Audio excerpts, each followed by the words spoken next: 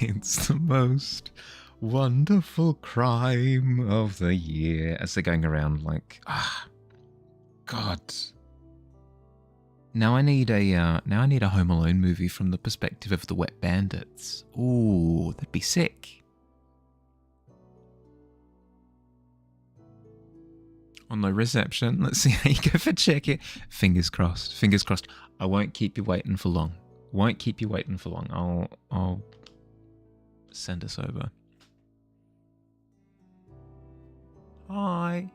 How we doing? Ooh, Billy with the quick draw. Billy with the quick draw. Well done. Well done. That's all you need, Billy. That's all you need is like 2 bars of connection. That'll do it.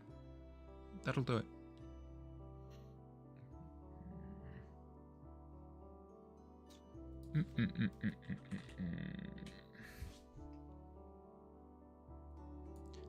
This camera is too blue. Image, temperature. No, temperature's fine. It might be because I bumped up the blue in the background. That's probably done it.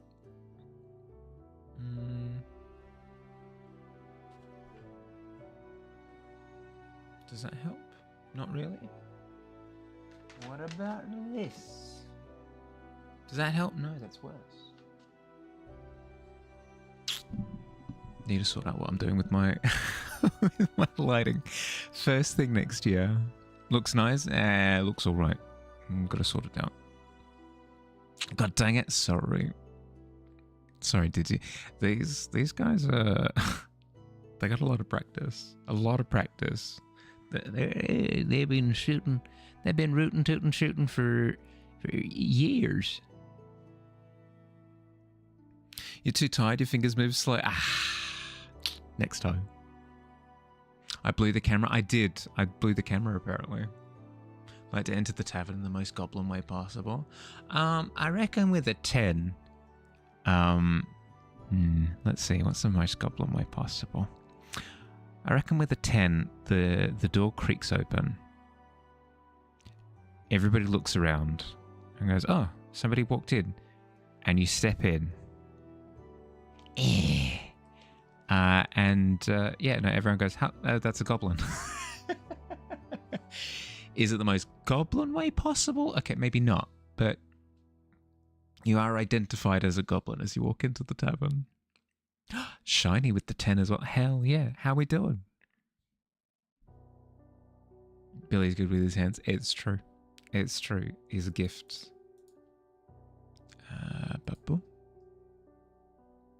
How are we? How are we on this auspicious day? It's Christmas Eve for those who celebrate. Exciting times. Where the cold is coming in. A bit of early snow. My house has been turned into gingerbread. Oh, all the magic. Time for you to bounce. Mum's for dinner, girls home to sleep, wrap remaining presents, then finale of Mighty Night. Hell yeah.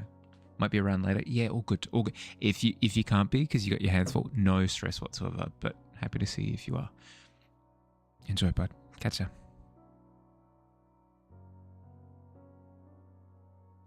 "'Twas the night before Christmas." Hi, Sheikah. How you doing? Welcome, welcome. Hell yeah, 4 times? Hell yeah. Celebrate on Eve, so you won't be able to stick around for long. That's fair. That's fair. I'll be live tomorrow as well. I'll be live tomorrow as well. The timing might not work out, but yeah. Either way, I'll be live across the Christmases. Ooh, Silent Fight. That's a good one. That is a good one. I do like that.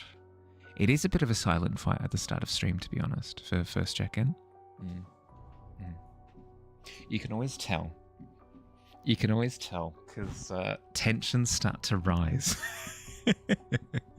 As the countdown approaches 0, people stop talking completely. They'll just completely ham up. And that's where you know that you've got like a good solid 5-10 people all hovering the button. It's very funny. It's very funny every time. Okay. Let's do lines, shall we? Goodbye, Moon Man. I honestly, I had forgotten that song existed for, I want to say going on like 5 years. 5 years of having completely forgotten that song existed. And then feels just like randomly like, yeah, no, I've got Goodbye Moon Man stuck in my head, and it's back. It's back. It just occasionally rears its head now. Reminds you'll do some lines too. Merry Christmas Eve. Lucky number 7, Blood. It's all a matter of perspective. It's all in how. Oh, nice. Okay, no, we'll stick with that. It's all on how you interpret the information. Okay, straight lines. Here we go. First line. It'll be the straightest line you've ever seen. Straightest line you've ever seen in your entire life. You ready? 3, 2, 1. Straightest. Oh, wait. Need it. If I'm gonna draw straight lines, I need to sit straight. Okay. Straightest line you've ever seen in 3, 2, 1. This is my moment. They'll be so disappointed if I screw this up. Okay.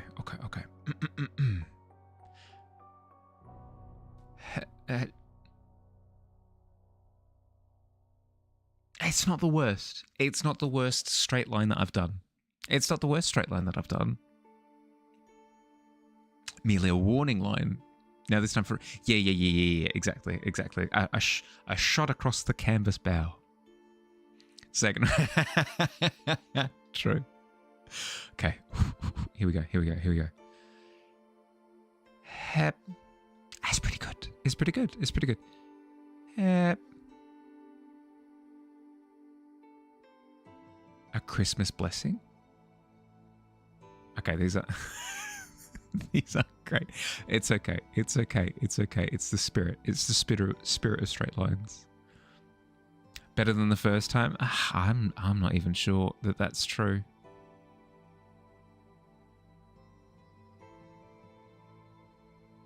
The thing that I will pay attention to, though, is that the feeling in my shoulder is less alien. It's less alien than it was before. Before, it felt like... how to describe? If you've ever done like archery or shot put or discus or like anything sporting with a piece of equipment or posture or something that it's super alien to how you normally hold or do anything. That's how it initially felt. Very much so like archery, like, is my chest supposed to be all like poppy like this? Is that normal? We've gotten over that hump, so we're at least in the feeling clear. The line provides. Cult of the line. Cult of the line. Hell yeah. Still working on that Big Tavern environmental piece. I've put that on pause for now, just because there are certain things with it that I'm just fundamentally not happy with. So it could be a piece that I just go, you know what? I don't like it. I'm gonna drop it and I'm gonna like reattempt it instead of trying to fix it, because I feel like it's important to recognize when there are pieces that are a bit sunk cost fallacy.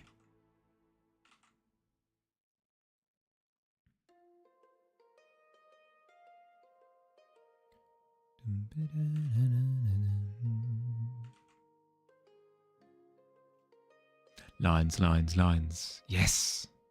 How are your lines going, Stewie?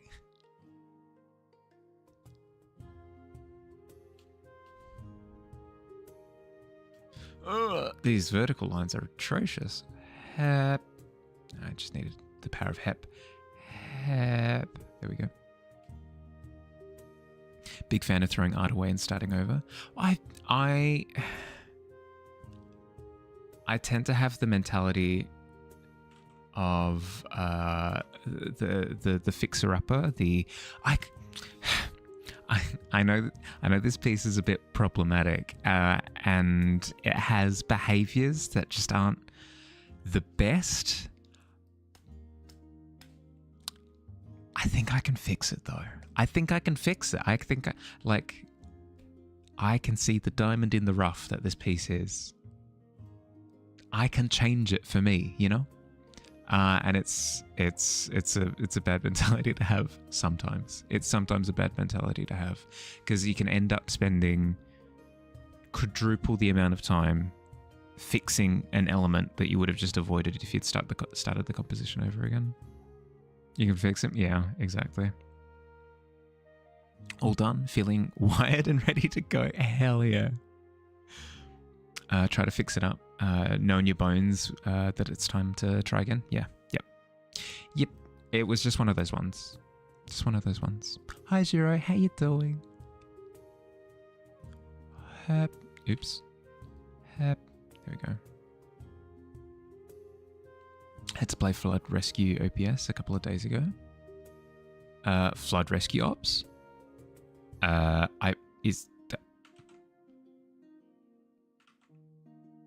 When you say play, does this mean you took on a responsibility that you're not used to? Or is there a game called Flood Rescue Ops that I'm not familiar with? Because it can be taken both ways.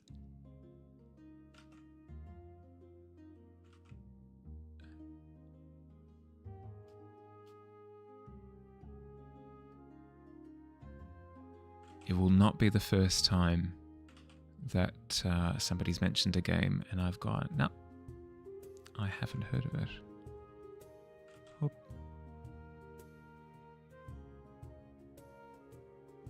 Speaking of games, actually, I watched a little, it's not a documentary, but a little summary of what happened with Telltale Games. That was rough. That was rough. I didn't realise that they'd nosedived so hard due to mismanagement. Because we were talking about Telltale the other day, and all I'd remembered of them was that they had quite a bit of success with quite a few different series. I hadn't realised that they'd gone bankrupt and stuff. I haven't seen them in a while, but I just assumed that they were working on something big or something. Rains flooded over river and canals, flooded the town, overpressured water mains, houses flooded everywhere. Was using your huge truck to roll around town and rescue people from... Oh, good lord! Water mains blew, mudslides everywhere. Yeah, well, I mean, good on you for stepping up like that. That's insane. That's so cool. Harrowing situation, but hell yeah. That's awesome.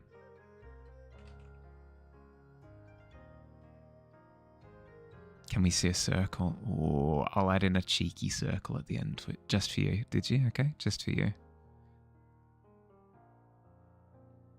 I'm serious. That like the that's again like terrible situation, but really cool to hear that you jumped into action like that.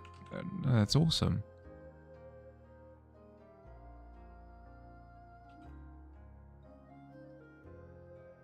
An ellipse. Now you're really pushing it. I'll give you a circle, okay? We'll see how a circle goes. Hep. Hep. Hep. Is everyone okay now? All things considered.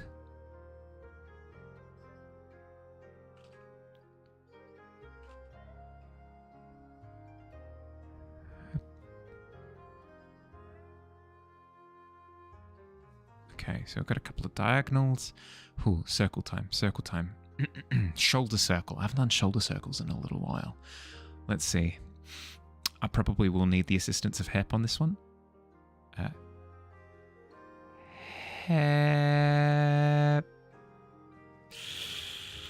It's okay. It was okay. fire chief gave you a radio because it was too flooded to get ambulances in. So you were coordinating with emergency services to get people to the... Oh, sick. No, awesome. Again, like, awful to hear that people were going through that, but, like, really impressive. That's a nice pentagon. Yeah, it's getting there.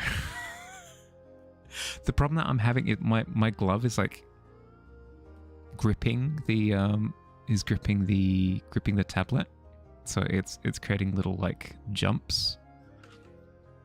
I don't think I could do shoulder circle. I think I have to do like wrist circle, unfortunately. Hep. It's not that much better, but it's slightly better. Bigger circle would be easy. Yeah. But unfortunately, this is all the real estate I've provided for myself on this one. There we go. That is kind of a circle. Easy done. Easy done. Circle's complete. More excitingly, though, 3840 by 2160, we are starting a new painting. We're starting a new painting for Beastcember. This should be exciting. As far as people you know and helped, they're all fine. There are reports of 26 deaths around town, however. Yeah, fair. No, but good to hear that everybody that you touched base with was okay. Hep is not a merciful god. It's true. Hep giveth and Hep taketh away when it comes to drawing immaculate lines and shapes. Now for something completely different. Now time for something completely different. Explosion. Oh god. Monty Python. Okay.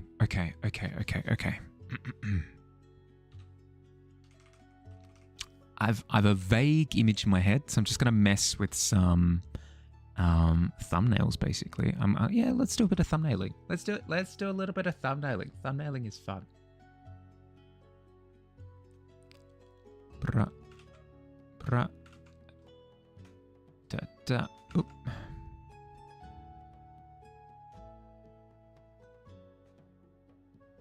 Okay, this might be a little bit too small. Let's bump that up a smidge. We'll go with like 4. We'll go with like 4 thumbnails. Copy, paste. Paste.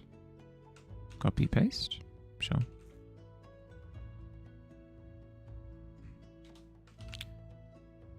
Paste. Paste. Love thumbnailing so much. It's fun. It is fun. Gets the reference? Of course. Don't want me to look at your thumbs or your nails. Thank you very much. I'm an artist. It's my job to look at everybody's thumbs and nails. How have I been lately? Yeah, good. Just got through a big chunk of work. So satisfied in the sense that I got like a big project out. Unsatisfied in the sense that I can't show anybody until like March next year. So it's going to be a little bit of a wait. But there's this thing that I experience whenever I finish a big job, where there's like a big period of decompression afterwards, where my energy goes, and we're done, and it kind of gives out. So I'm kind of in the midst of that at the moment. So if I seem a little bit loopy, that would be why. Do I have a particular creature in mind? No, not a particular creature. More of a particular composition in mind, I suppose. In retrospect, that interpretation could have been much darker and involved a hammer. True, I didn't take it dark, though. I didn't take it dark. It's simply an assessment of one's fingernails. But yeah, Win, how are you? How you been? Same question to you. Uno reverse card.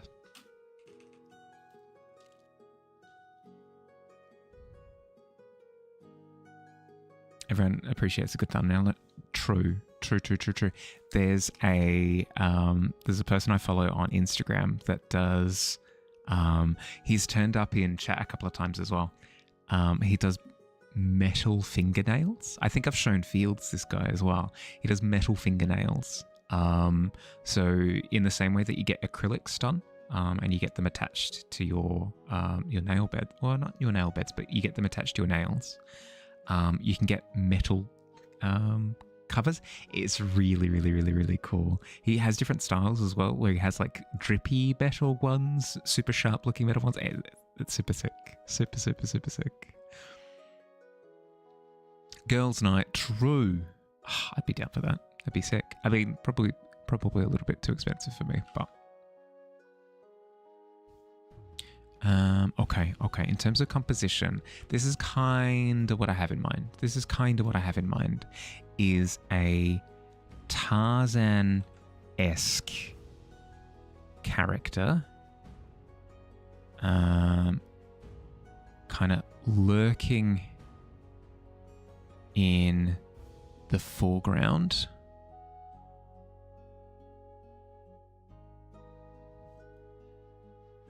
Like this.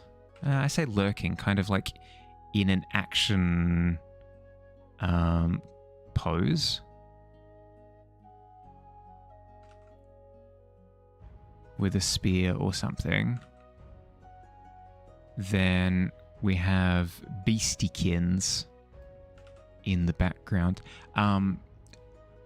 I completely forgot to say though, Zero, I hope you guys are doing okay. Like all things considered, well done on stepping up. I hope you guys are doing okay through it.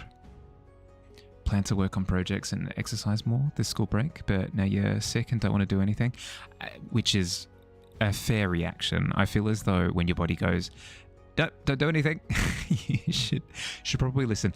As long as it's not just, as long as it's not mental health lethargy, that's when you kind of do need to kick your butt a little bit. Kick your own butt a little bit. But if it's illness, like physical health illness lethargy, then that tends to be a sign from your body to be like, slow down a little bit. A lot of towns in California got hit hard with flooding, which is strange because I suppose winter.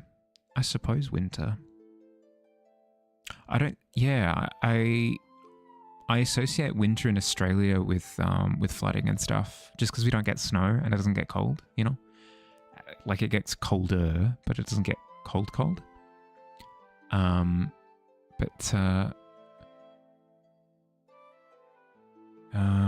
Because you guys get snow depending on where you guys are, I've never made the association.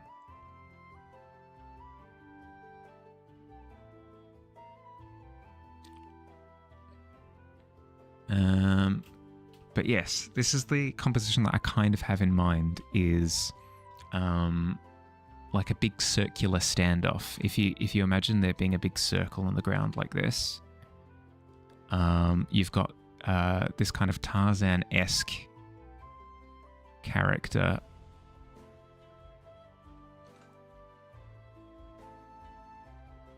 like this. We can probably make him a little bit darker in the process. There's the ellipse. True, we got there in the end.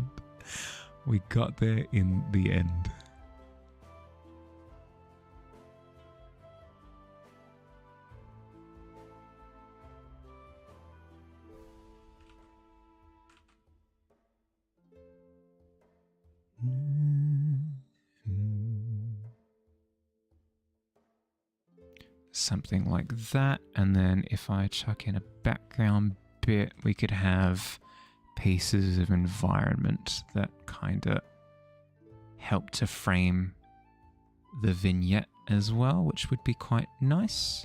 So a bit of lifted ground in the foreground, and then maybe towards the middle ground and background we've got some branches and jungle cover coming in on the edges like that. Something. beastie will probably be a little bit further away. A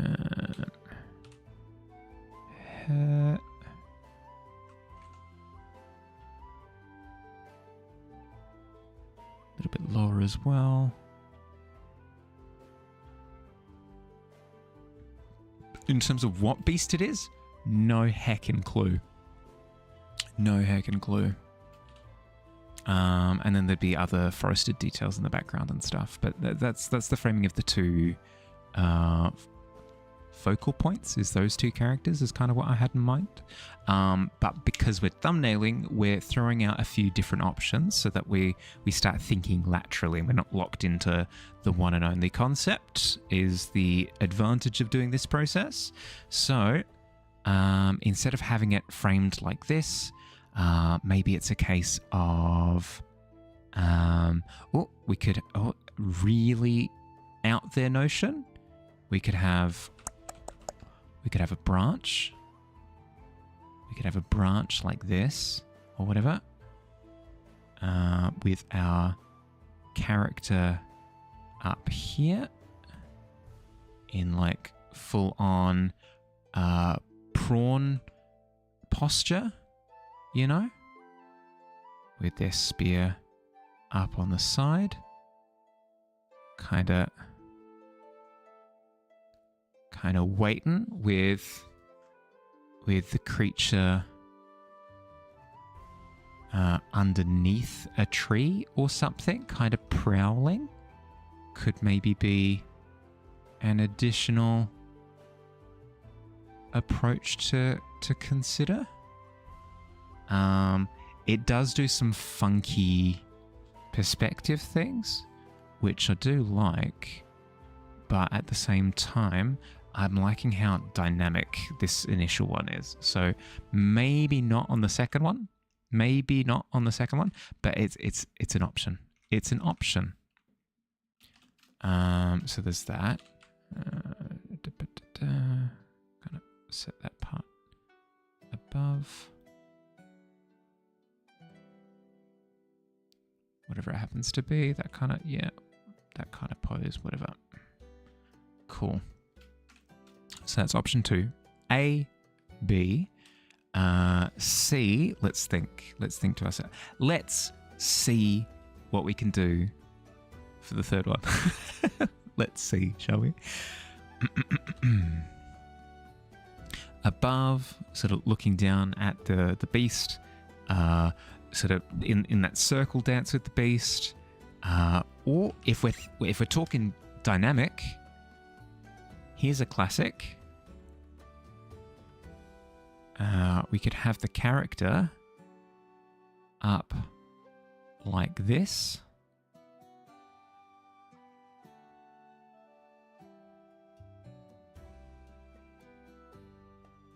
Like this or whatever.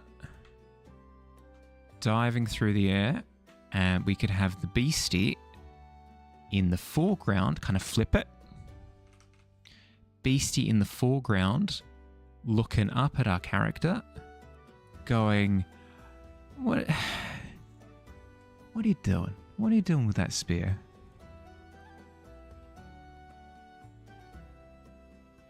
Maybe with its jaws open or something, whatever it happens to be. Again, we're just messing with posing. We're not focused on how good it looks. We're not focused on what we're actually doing for any of the detail work. We're just getting a vibe for it. So if we're talking dynamic, we've got this shot where it's the beast essentially being like, don't stab me, and the warrior jumping through the air in the background like, I'm gonna stab you. It's gonna happen. That's option C. I like that. That's fun. Option D. Let's have a think. Okay, so we've got kind of this circle dance. We've got warrior up in the tree looking down on the predator. We've got like a dynamic capture in the air of the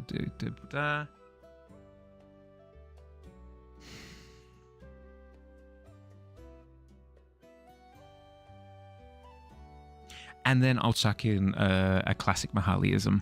We'll chuck in a classic Mahaliism because my name is Mahali. I do Mahali things.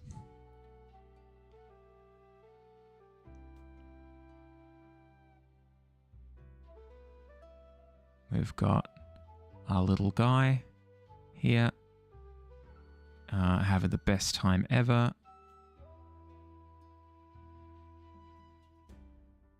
With spear in hand, ready to throw it. With like full-on throw posture. And then in the background... You ready for the Mahaliism? You ready for it? Brace yourselves. You have...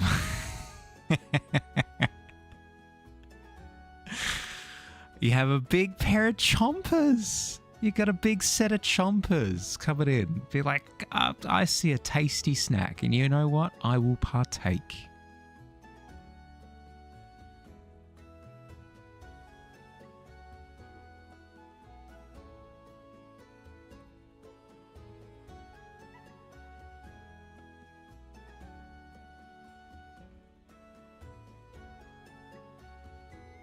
Okay.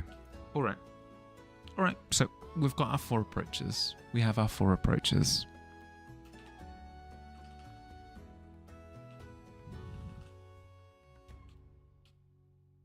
Yeah, we have our 4 approaches. We've got A,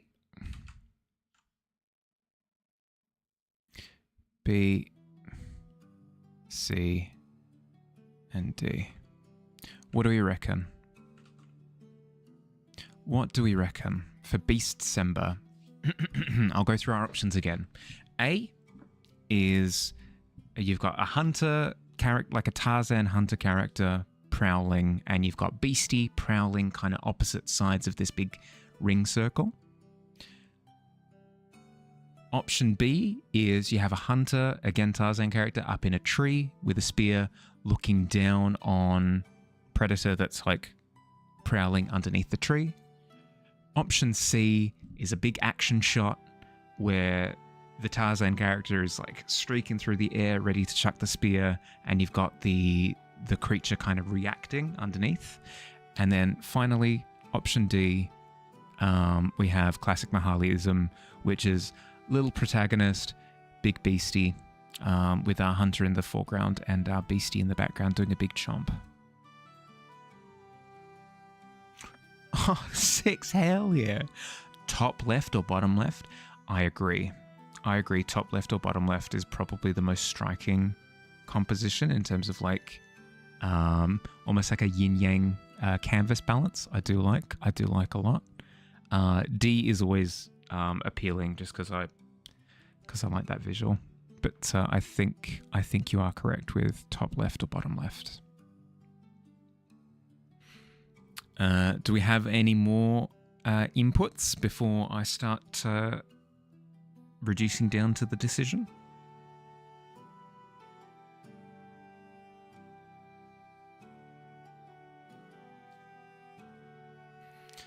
I still have a preference for A, I think, because it lets me explore the creature design a little bit more. Are we familiar with the early Pokemons? You want more thumbnails? No, 4 is enough. 4 is enough for now. Top right is cool. Could be too much going on. Never too much. Never too much. But it's the most static. It's the most static of the 4. Is my only trepidation with B. Because A has inherent tension with them kind of circling each other. C is them both in movement. D is like the moment before the chomp. A lot of action going on, whereas B is very much so patience.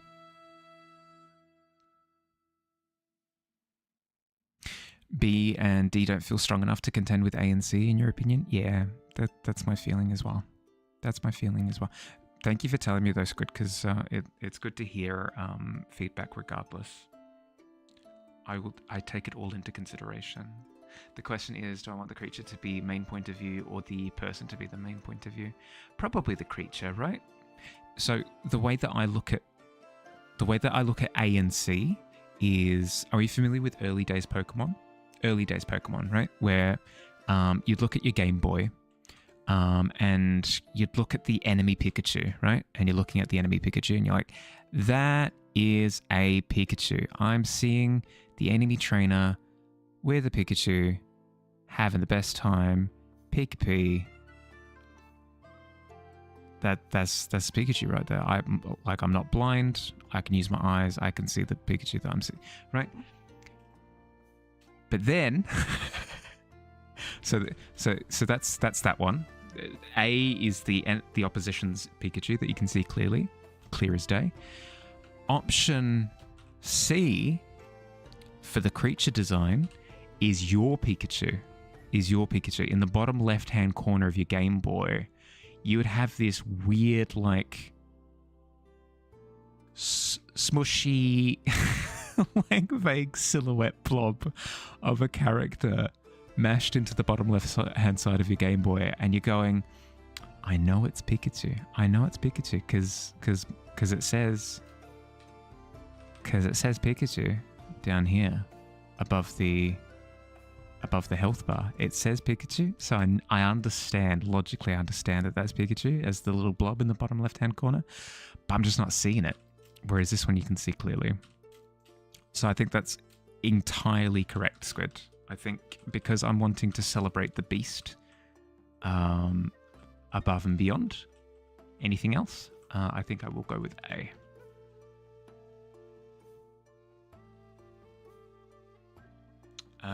More thumbnails, but here you are. A shot of the man and the beast actually in contact battling. Yeah, okay, with like the spear in between and stuff. Potentially. I feel like that would be... it'd be an extrapolation of C. We could do that. For a second. It has a similar feeling to C. I'll give it that much. Let's grab that. Add in a new layer. Deselect. Oops. Change our tool. For this one. There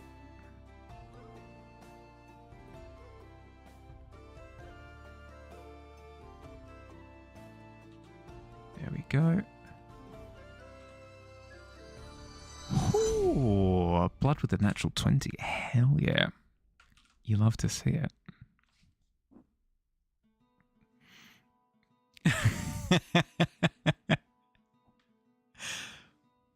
Jaw snapping, maybe holding the jaws open. Yeah, that was my...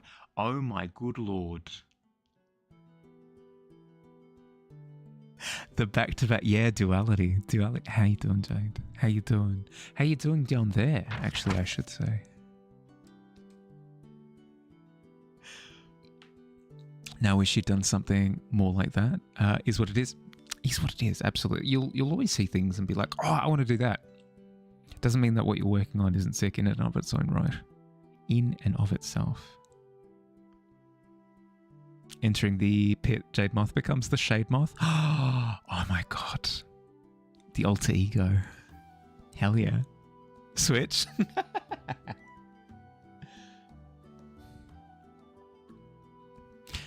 Okay.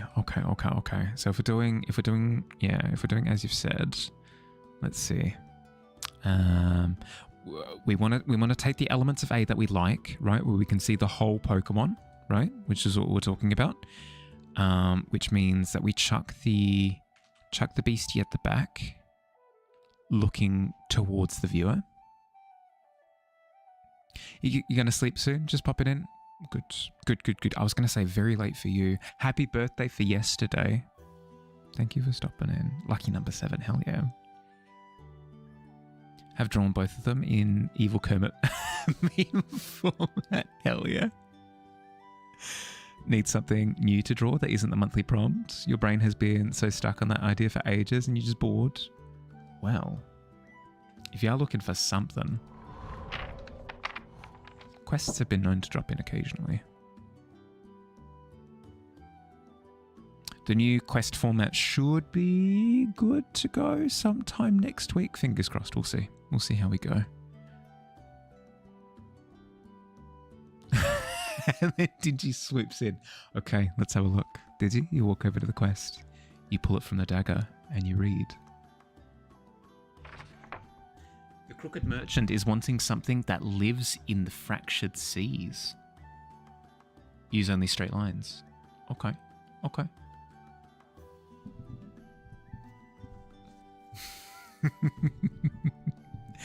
Just finished the sketch on your new Decembeast now that you have a concept, and it's just a lot more fun and whimsical than the last. Hell yeah. GTFO? Okay.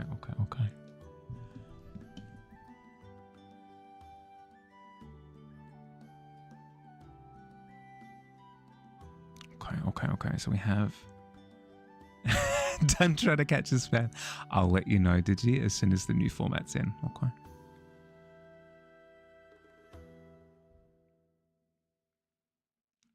Okay, so if we've got the beastie for your niece, for the new beast, right, because you did restart. Hell yeah, more whimsical than the last. Nice. That's the hope, right? Is that it's fun. You're just gonna draw Jax from the Digital Circus. Hell yeah.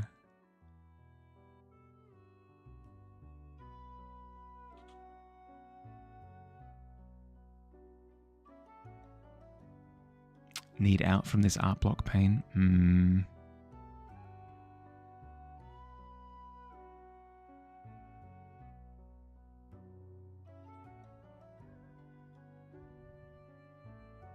Well, that can certainly help if it's like fan art means that you're not trying to think of new character design elements. So it's depicting the character design elements that you know that you like. In a way that you want. Yeah, that could be a way of breaking you out of it.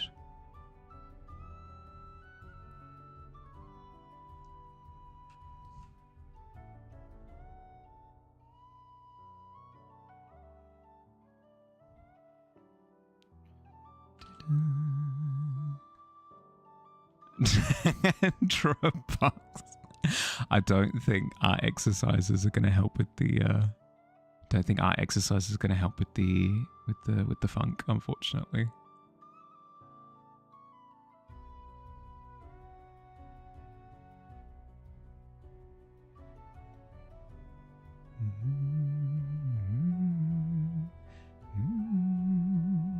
Tried drawing a box last night. You did, and then closed your drawing program and went to that.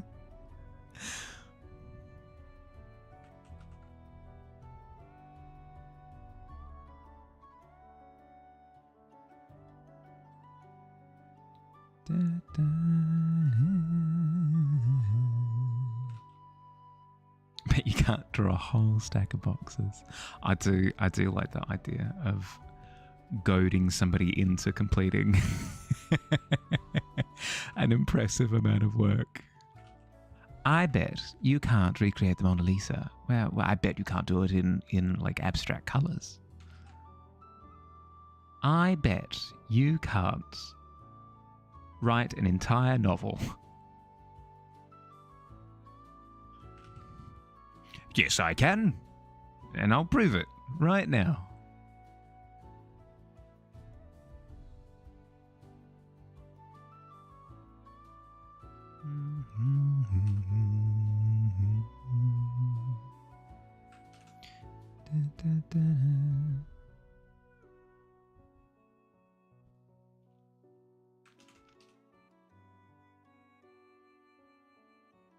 An entire page of boxes. True.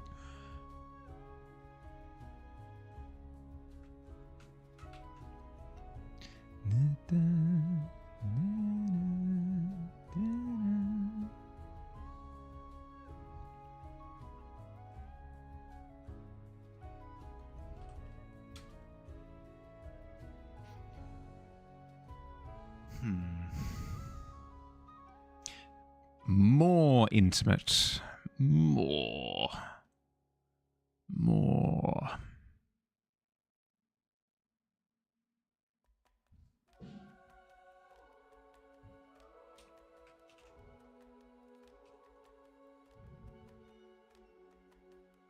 Really shove it into the foreground like that.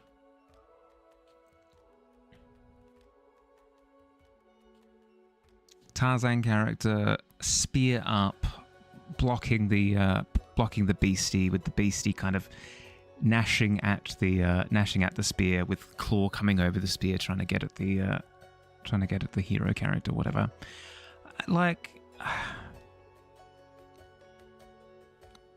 I can see the appeal. It's very visceral, like very in your face.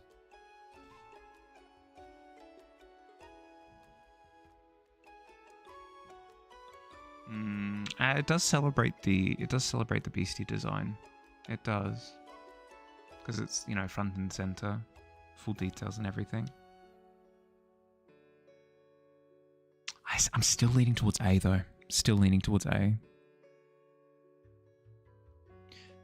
Jade Moss has many forms that they can enter if you don't, with a commission, become a paid moth. If you're done with a commission, you become a paid moth. If you wear a good fit, you're a slayed moth. And if you become a betrayed moth, you may end up a flayed moth.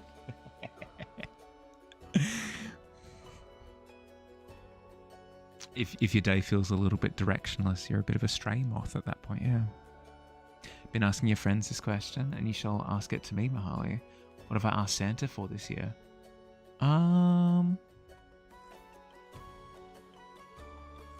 For just continued good times at the tavern, to be entirely honest with you.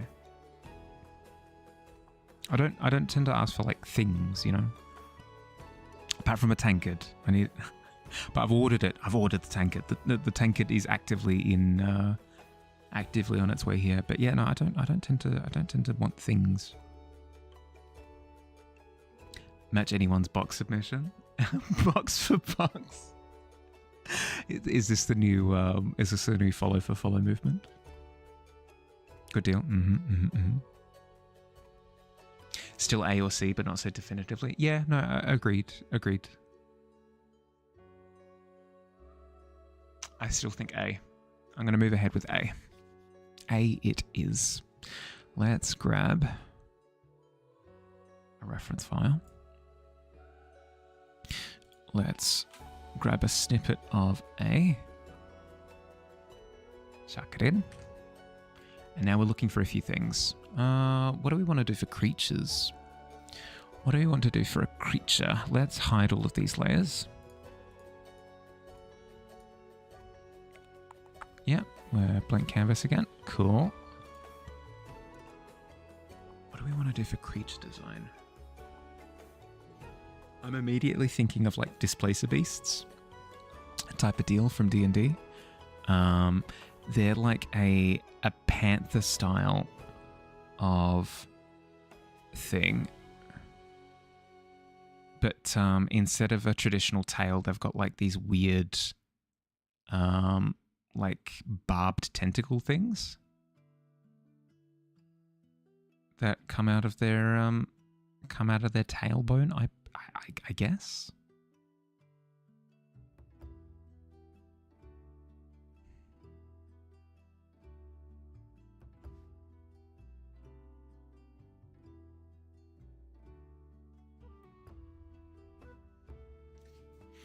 What about a box monster? Absolutely not.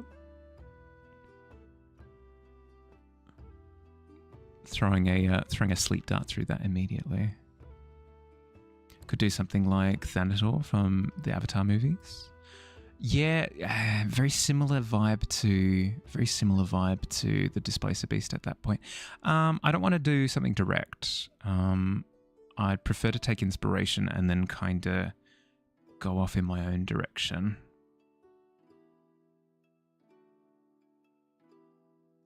I don't. Probably not Displacer Beast. Probably not straight up Displacer Beast. Sleep Dart goes into the box. Oh, God. That's on me for not having remembered that in the game of Sleep Dart box. What would the boot? Sleep Dart box boot. That box beats Sleep Dart. I suppose that does imply that Sleep Dart beats boot, but yeah, no, it does. It just makes sense, you know, if you just think about it.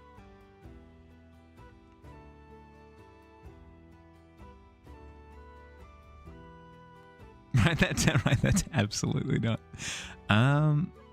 We could go with like a griffin style of creature. That could be quite fun.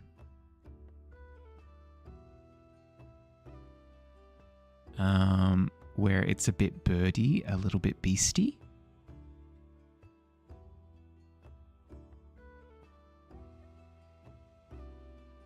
A game of Tavern called Sleet Dart Box Boot? Absolutely not. Absolutely not. If the Tavern has an official game, it's not going to be that. Surely not.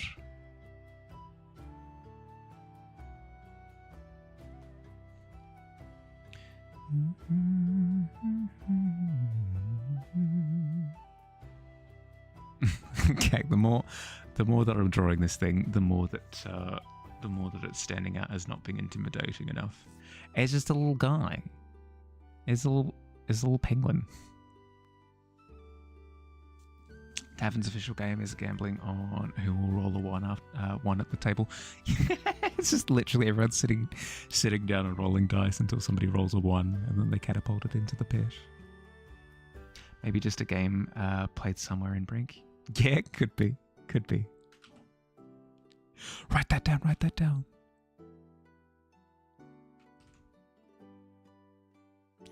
Schmear.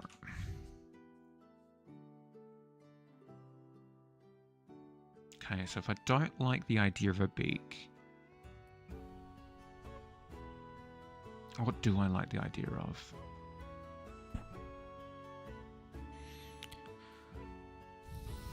Bared teeth, I guess?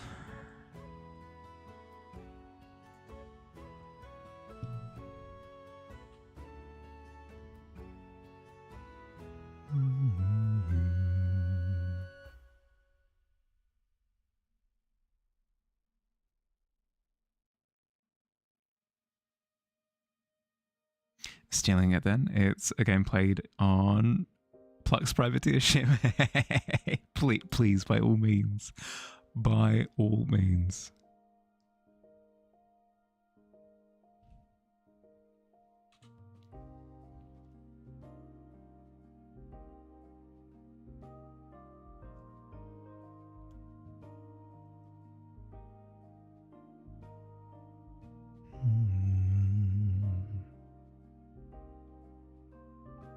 I almost want to do like a tiger style of creature, but with plating. Is that insane? Is that insane? Yes. Answer is always yes. Answer is always yes. Okay. Tiger.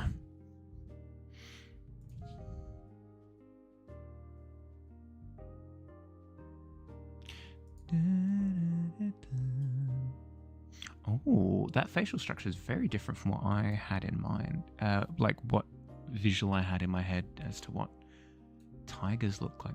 Always the case. Always the case. I think to myself, I know, I've seen tigers before. I know what a tiger looks like. And then I go to draw a tiger and I go, I got no idea. Okay. So what are we doing? We've got...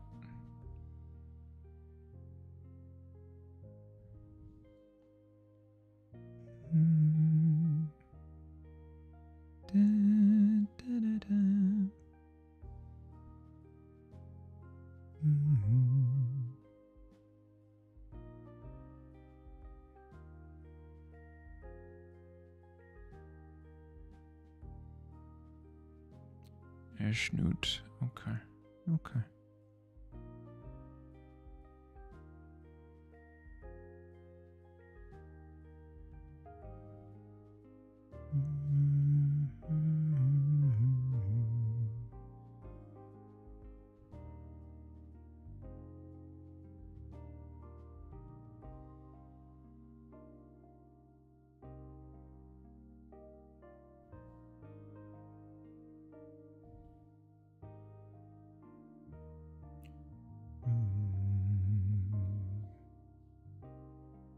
It's the happy little guy.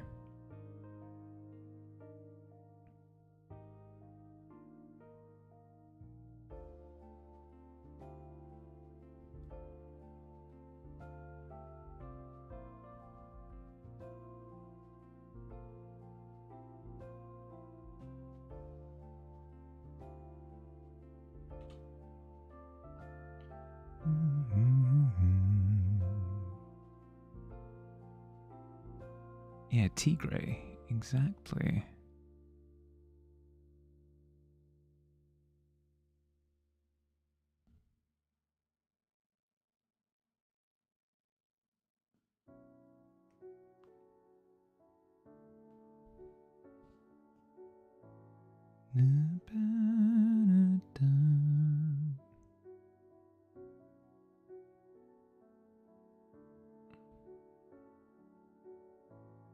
No, but that's not even right, is it? The snoot is lower. Oh god, that's weird. Sure.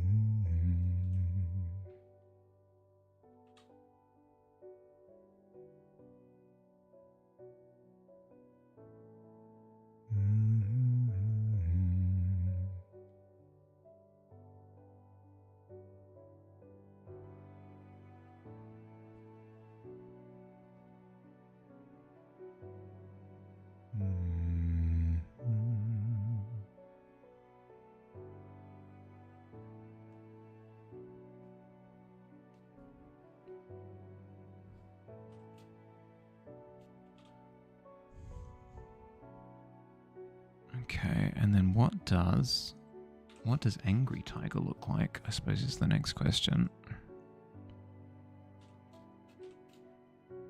No, I'm getting wrapped up in it. I'm getting wrapped up in it. Let's tuck this over to the side. Like a general face shape. That's fine. That does the job. Now we want like a general posture for it. That way we can kind of get a sense of the structure. The body sits so freaking low. The body sits so freaking low. It's up to like the elbow. That's cool. Shoulder up. Yeah, I knew that much. Sturdy these things are. Tigers are pretty intimidating. Now that I think about it. Love the look of tigers, true. No, they're pretty good. Let's get a bit of a silhouette, shall we?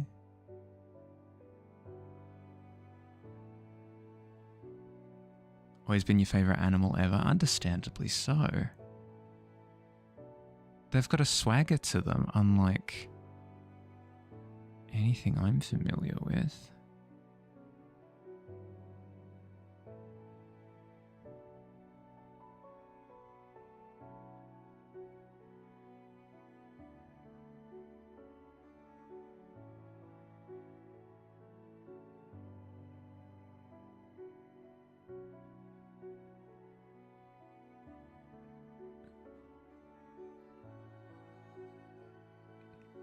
They should allow tigers as legal pets. Well, I have heard of illegal tiger pets going incredibly poorly. So that's my counter argument to that, I guess.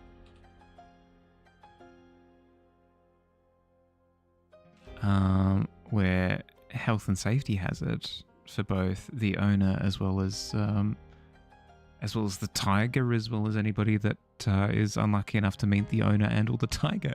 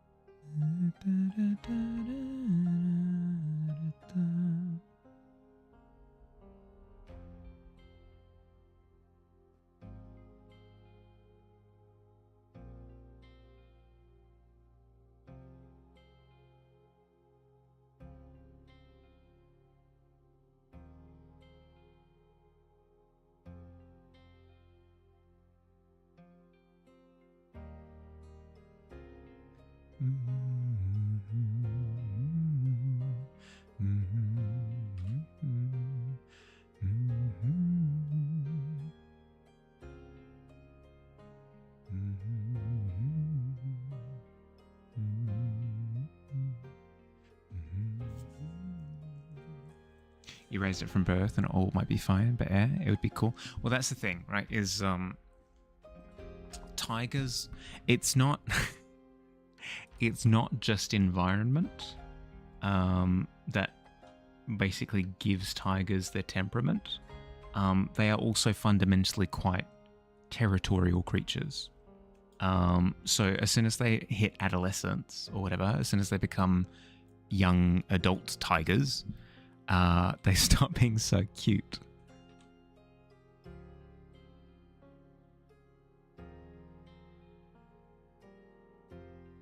It'd be cool. It would be, but it wouldn't be fair on you, and it wouldn't be fair on the tiger, unfortunately.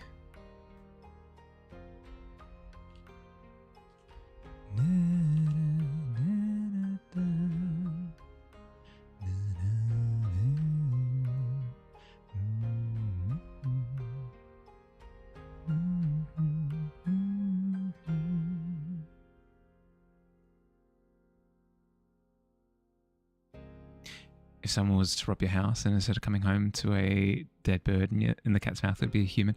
Well, it's less that and more you go to feed your tiger one day and it mauls you to death.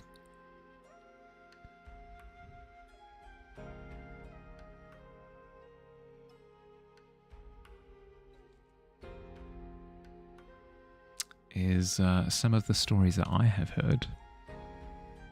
Unfortunately. Because you used to have a bunch of like old rich people who used to have exotic pets, quote unquote, that have bears, gorillas, tigers, lions, whatever it happens to be. And there were so many stories of like, yeah, so there's this like rich household that had like somebody die because the gorilla just decided to bludgeon someone to death.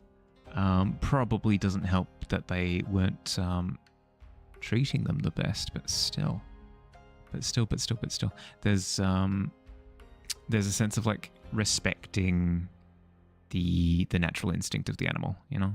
Where it's like this animal hasn't been what's the word? What's the word for like cats and dogs that have been commercialized? It's not that.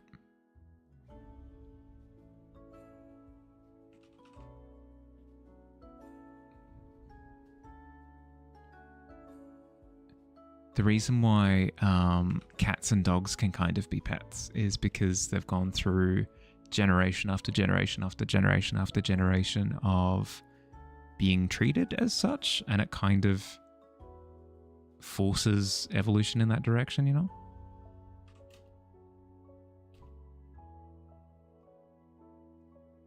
Tigers do not belong in captivity. It would be so wrong to raise one as a pet. Yeah. Yep. Yep.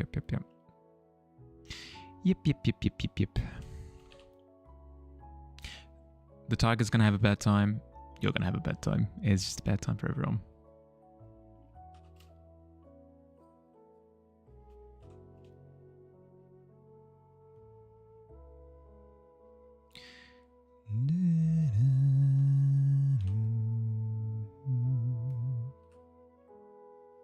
You'd have to let it go at some point, though. You would. Well, that's actually what they do in animal rescue shelters with certain animals, is they'll rescue them, they'll raise them to a certain age, and then they have to let them go because they'll start injuring staff members and stuff. And it's their disposition at that point that they are wanting to be in their own space. They want their own territory. Incredibly anti-zoo, understandably so. A lot of zoos are not great. A lot of zoos are not great. Okay. Is that? There we go. Okay, we have our starting silhouette. How do we want to kit bash this thing? How do we want to make this thing work? It's cool how they do let them go. They come back and find said animal, and they might bring their young to whoever raised them. It's so cute. It doesn't always happen. A lot of the time, the general sentiment that I hear is that they tend to just leave. The method that I've heard of, that I've seen, is that they'll have like a releasing pen. So it'll be an enclosure like that. It'll be an enclosure like this, right? Where you've got these animals, whatever, in the enclosure, and then they just leave this bit open into wild territory. So it means that if these guys decide that they need a bit of extra assistance, they can always come back and get fed. But what they tend to find, like rule of thumb, is that after a while they just leave. After a while they just leave and they find their own territories. Sometimes they're keeping some animals alive. They can study them and whatnot, but it feels wrong to have things like wolves and bears in captivity. These animals are perfectly capable of existing in the wild. In some cases, these creatures are like either injured beyond being able to look after themselves, or it's a case of they were illegally kept or raised or whatever, and then confiscated, but now they can't look after themselves in a wild environment and do need to kind of be looked after. And they tend to be used as like animal ambassadors, right? Where this isn't all zoos, this is just some wildlife reserves and stuff. They're used as basically ways to educate the public on, if you meet this kind of creature, give it space, because it can be territorial, and look, it's got these kind of sharp fangs, and if you look at this, the way that it's like attacking its food bowl at the moment is how it's a way of informing people as to how to interact with creatures that might cohabit their environments, which I have an issue with. It's good to have methods of education, but not if they're perfectly healthy out in the wild. Nabbing them in a net is not the best course of action. Always add antlers of some kind. The other day you had a dream about a big cat creature with antlers, which were almost upside down, like the shape clawed downwards as a form of ribs around the side. Oh, like a reverse antler around the head like this. Oh, that's pretty sick. That's pretty cool. I do like that. I do like that as a rule of thumb, though. Yeah, no, just as by default, I add antlers to whatever creature I'm designing. Okay, so we've got a big shoulder plate, which I do like. I do like the idea of a big shoulder plate, kind of growing out of the hide like that. If we're gonna do plating like that, I feel like little minor spines down the back could be quite fun as well. In terms of a tail, the El Clasico is kind of a Stegosaurus treatment. We've got a little fan of spikes. Need to make sure they're not being poached and hunted to extinction while allowing them to exist in the natural environment. Yeah, and generally what you'll find is the best course of action given the circumstances will be somewhere in between, right? Where you've got preservation sites, right? Where they're kept but in like a super open environment, and they're given specialized food that they need and stuff like that. Especially if they're endangered and that kind of thing. Guilty Gear Kirstian to add an over excessive amount of belts and chains to your characters because it makes them look cool. I mean, to each their own, you know?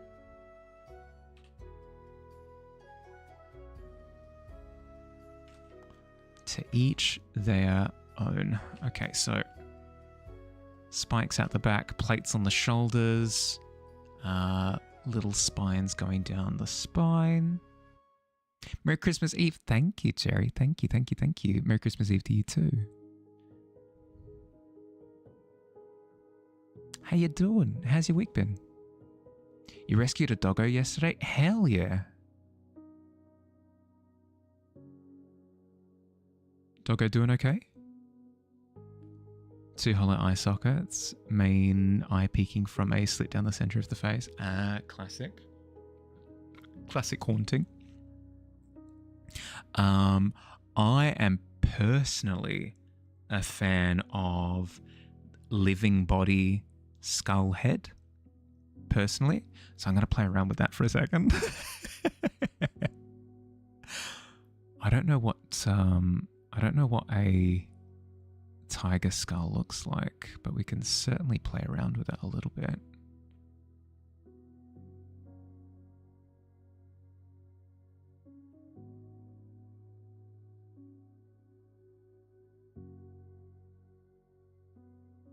Dogo's all good. Ah, good to hear.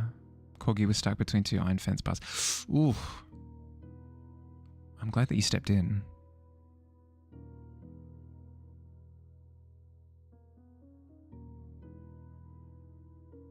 Had to push 2 bars apart. Hell yeah.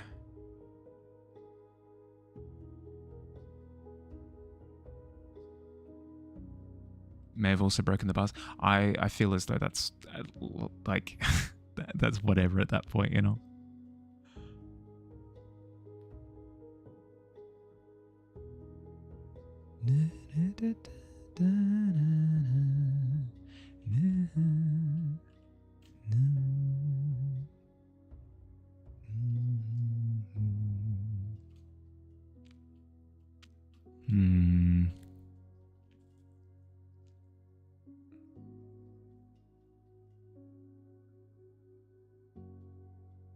I don't like it. I don't like it. I don't like the concept of the skull in this particular instance. I think you're sacrificing too much in the process. You sacrifice ears. You'd fundamentally sacrifice ears, just because I don't think there's a way of incorporating them in a way that doesn't look goofy. But then you'd also nice. Congratulations on that 20. You'd be sacrificing the ears, but also you'd be sacrificing the expression, I feel, on the creature's face, which I don't like. 18 infant humanoid arms sprouting from between its hind legs like an accursed udder. Udder? Absolutely not.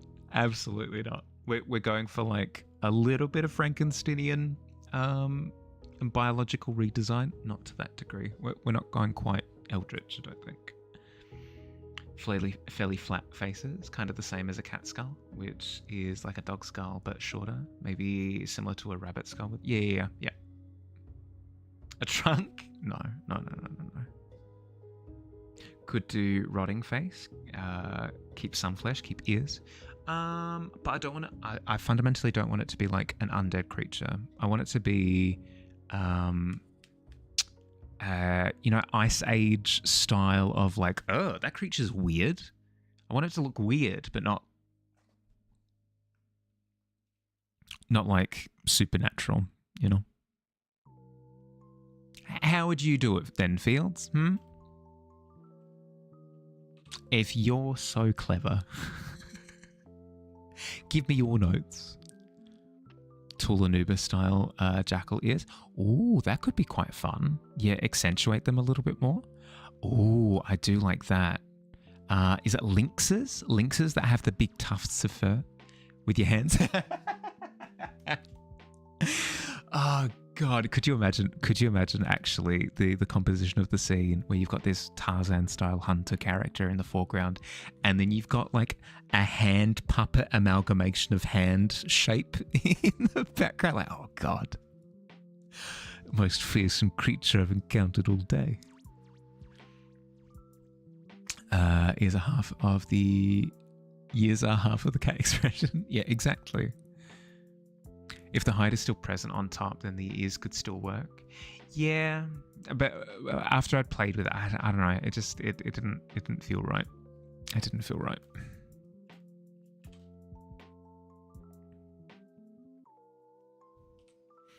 I suppose I'm really wanting to lean into the beast bit, you know? Maybe the facial fur is a skull pattern. That could work. That could work. What about just the muzzle is bone? Oh, okay. So just like this section here.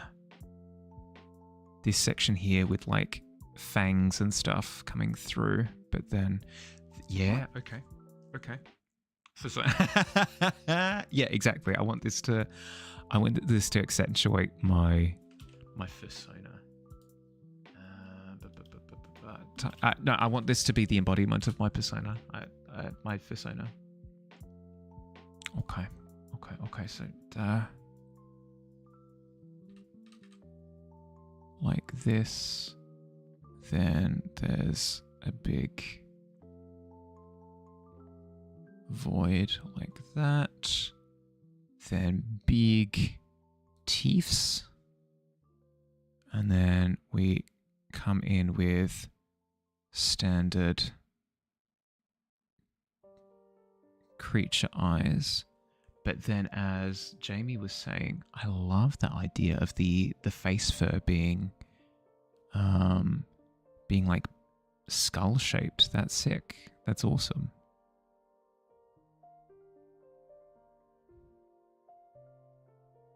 And then there could be kind of like zebra stripes. But like ribs, you know? Along the... Oh, that'd be cool. That'd be sick.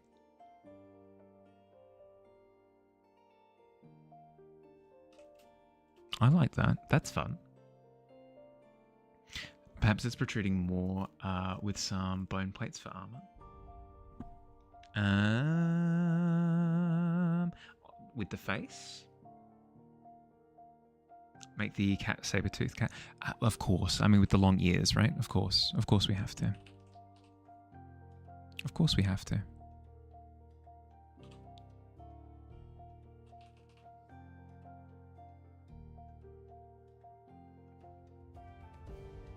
Actually, saber-teeths do this kind of business, don't they?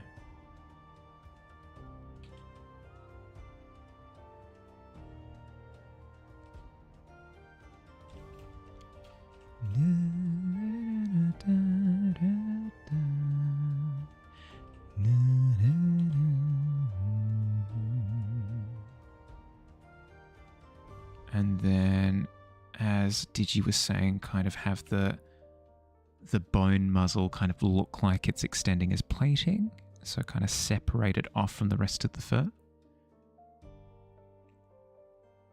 Hate when Harley DMs you because you talk about purring right now. We'll say BRB kitten needs some milk. I mean, you say that, but you keep insisting that I do it, so I feel like I'm caught between a rock and a hard place here. Thinking some sort of bony growth from the cheeks. Out from here. Mate, I feel like the rest of the body needs a little bit more pushing first. I feel like the rest of the body needs a little bit more pushing first before we keep exploring the face.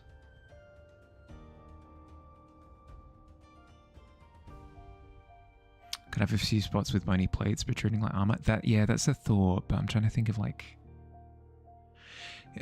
the way that the shoulder plating kind of satisfyingly sits on the structure of the body. I'm trying to think of where else I could have that kind of plating.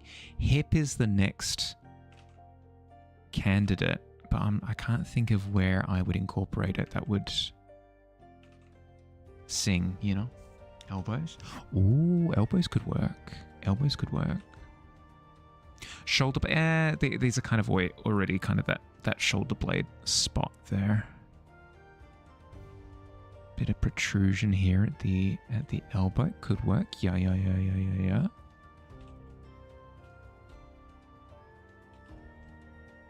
I don't necessarily... we could do accentuated claws, but then I almost want to put plating on top of the paw as well.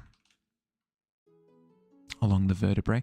Yeah, we've already got the protrusions along the vertebrae. I'm pretty happy with those for placement. Wrists, yeah, that's what I was thinking. Is like in the same way that there are some breeds of Highlander horse that have fur that cover the top of their hooves. I like the idea of there being like wrist plating on these creatures. Kind of occupies the same spot, you know? This thing is so cool. It's getting there. It's certainly getting there.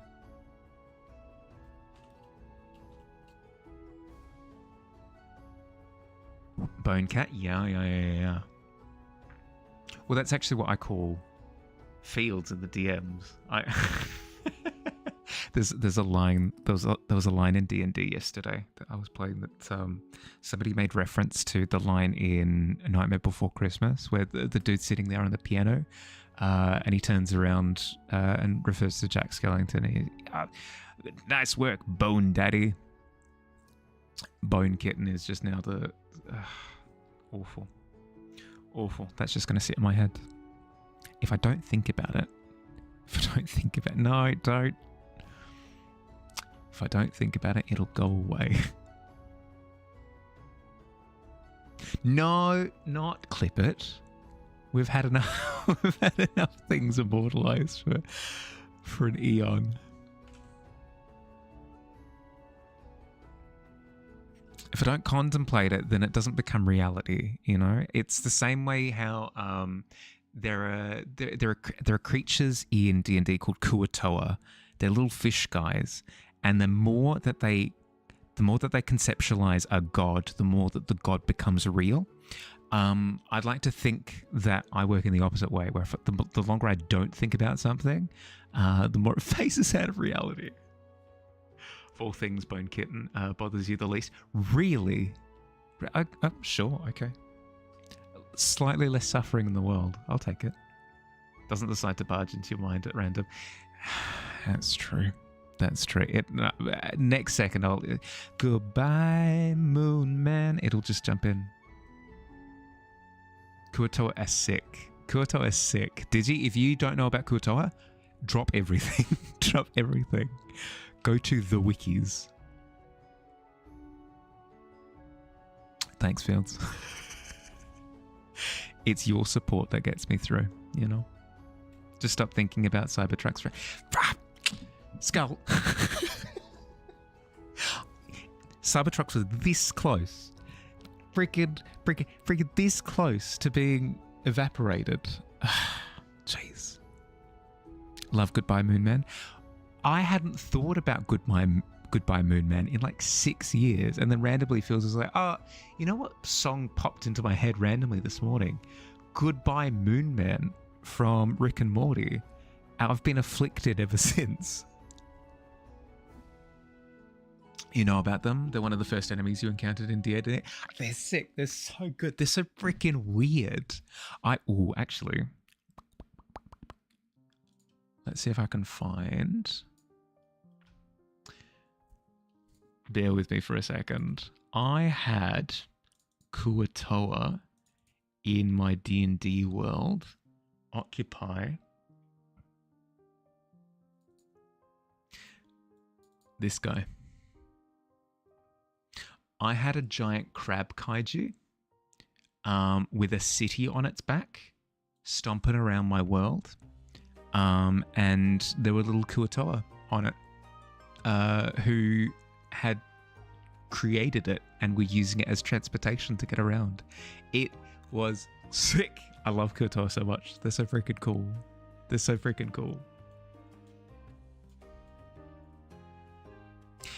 Would I still love you if you were a Cybertruck?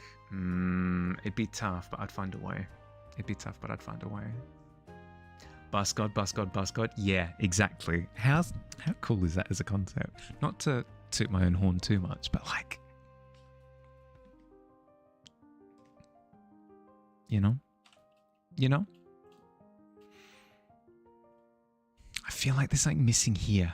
I feel like as soon as I place something here, design complete. I just need to think of what do I put here? Oh, I could put the, the My Little Pony, like, little friendship marks. Put a little... Perfect. There we go. It's done. It's done. It's finished. 2 hours till Christmas. Exciting. Exciting. Your favorite enemies for low-level D&D are kobolds. Better than goblins for sure. Kobolds are freaking terrifying. We were pranked by a bunch of kobolds at level 9, I think. We were pranked by a bunch of kobolds. And they're like, oh no, we're escaping to our little hideout. At level 9, we said no. At level 9, we said we are not going into your cave that is probably filled to the brim with just the most heinous traps you've ever seen. Absolutely no. They're lots of fun, though. They are lots of fun. If it were any other adventure other than Tomb of Annihilation, it would have been a yes, but Tomb of Annihilation kobolds? No. No, thank you. No, thank you.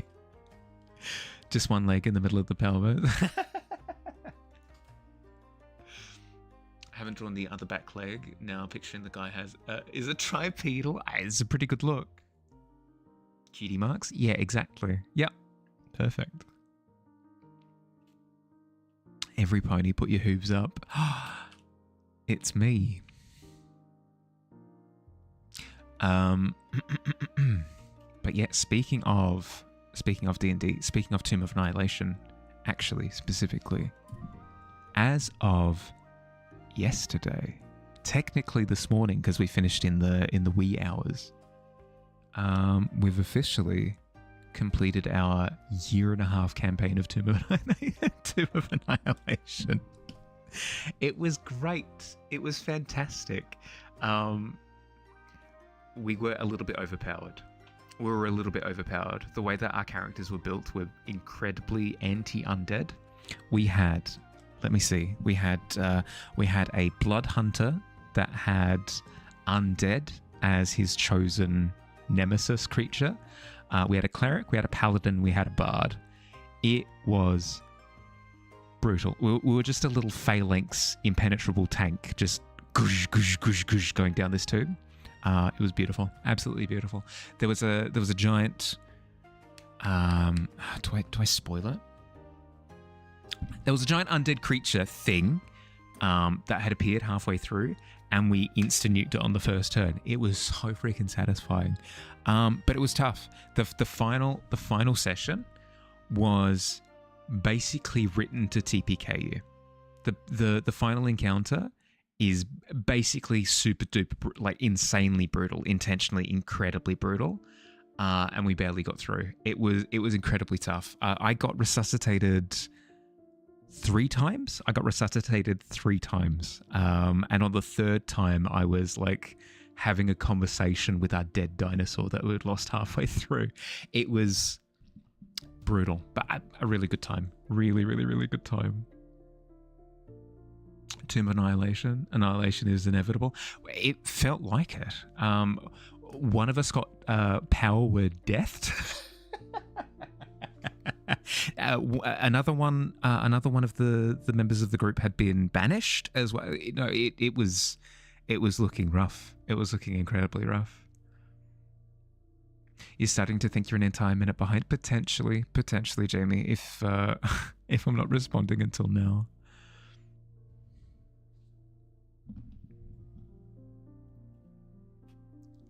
Okay. Something here. Some sort of, thigh bone plating growth. Something.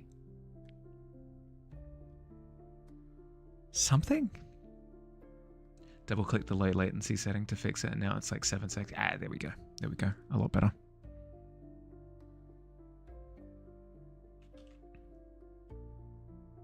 Just a little bit of scale plating here. A little bit of scale plating. We just needed something. We need something there. I'm happy to just plonk that there for now. In terms of the other leg, the pose reference doesn't actually have it, I don't think, unless that's the other leg there. I suppose it is. It looks a little bit strange, but it must be because it started walking from a standstill.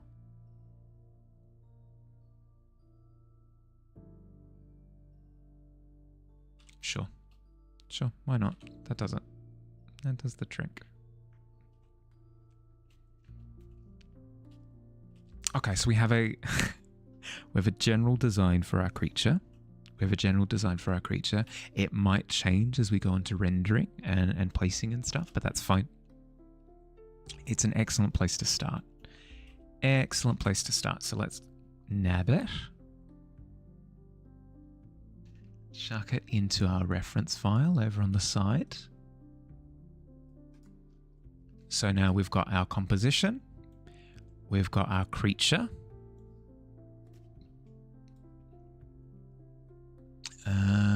And now we'll, I suppose, getting a few references for materials and stuff would be quite nice as well. So let's do that. Let's do that.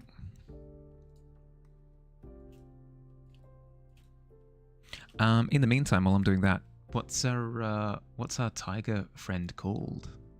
What's this creature called? If you want to give it a name, as in like Gary, the name, that's fine. But also like what's the creature called? What's the genus? What's the species? Okay. We need jungle photo.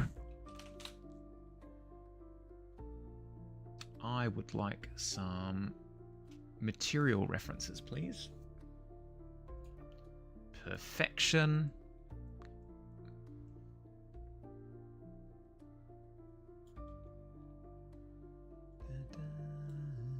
Let's get rid of free pick minus AI minus free pick with a K. Minus dream as well, because that tends to come up with crap.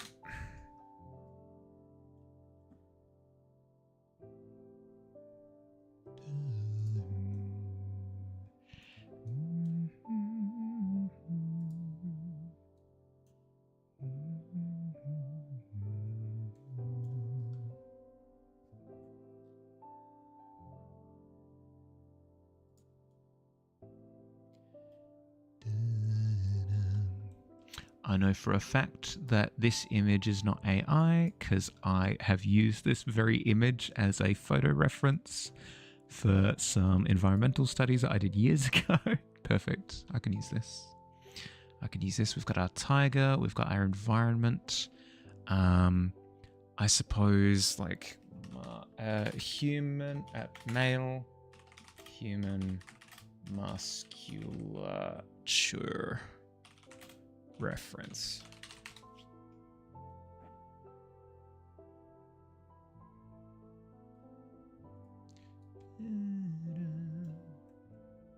Perfect. Grab that 3D Blender file. Gives us a breakdown of different muscles. Cool. Dog. Mahali's Brony error coming up. Yeah, Renaissance coming in 2026. Reminds you of the Tasmanian tiger. It does. The Thylacine. Yeah. I can see that.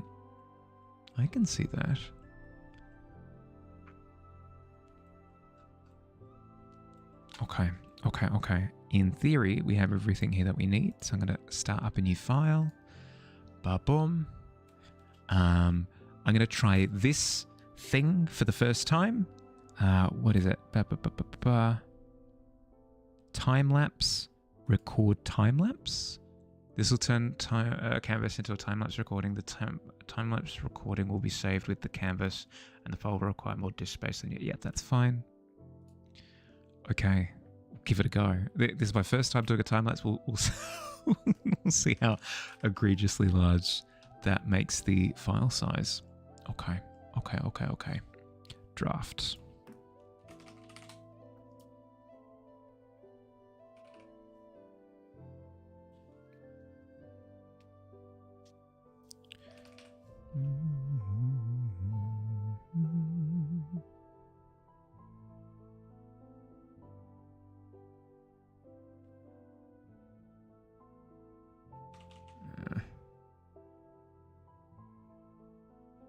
We'll start with a similar shape and then we'll refine.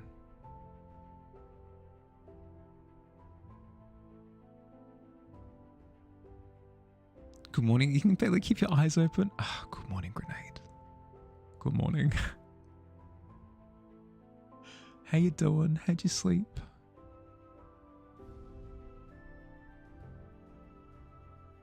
Make sure you're not pushing yourself, okay? Coffee or tea will solve this. True. True. In the immortal words of Shampoo, it's tea time.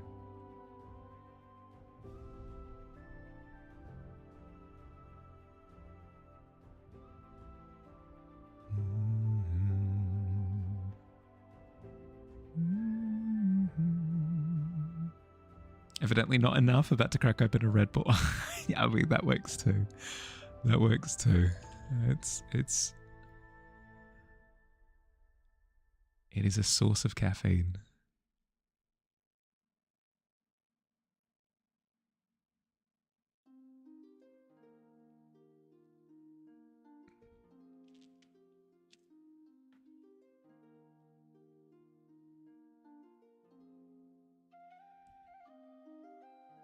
What are you trying to cover up there, Fields? What's that in your pocket?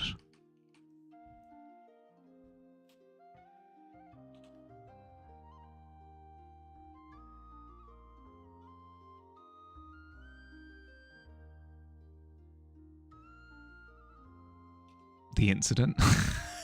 Oh no.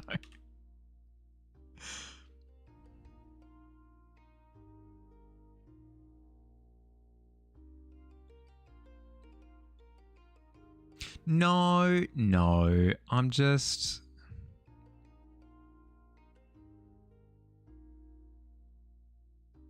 I was trying to frame it like you had stolen some chocolates or something.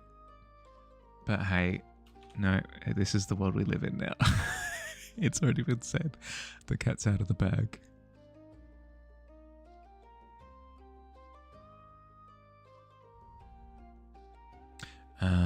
I think it was it Dr. Schrödinger?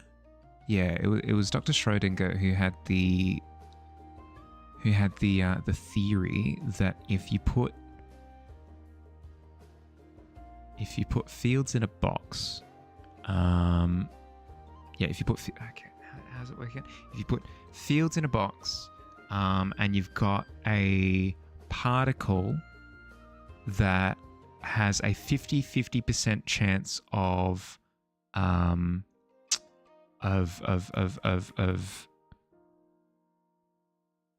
experiencing radioactive decay, and then you've got a sensor, and then you've got it was either vial of poison or something. Either way, Schrodinger's fields, I think, was where if you open the box, the fields either has an inappropriate joke or not. But when the box is closed, the joke is both inappropriate and appropriate at the same time. I think that's how the theory worked out. It's chocolate. Oh, see, well, there you go.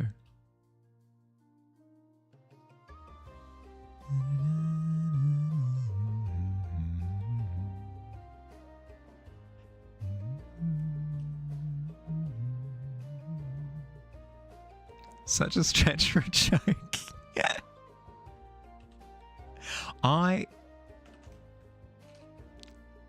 If anything, given what I'm currently drawing, if I wasn't stretching for jokes, it'd be a disservice to the imagery.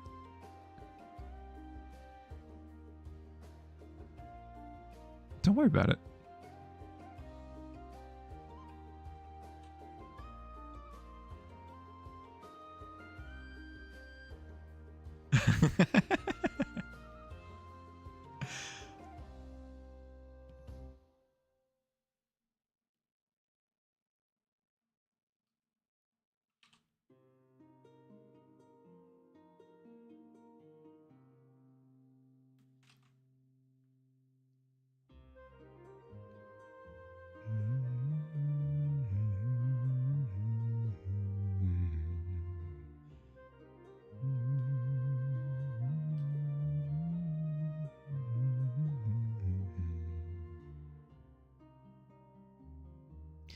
If you put you in a box and remove the box, is that the Mahali you put the box, or the Mahali the box left behind?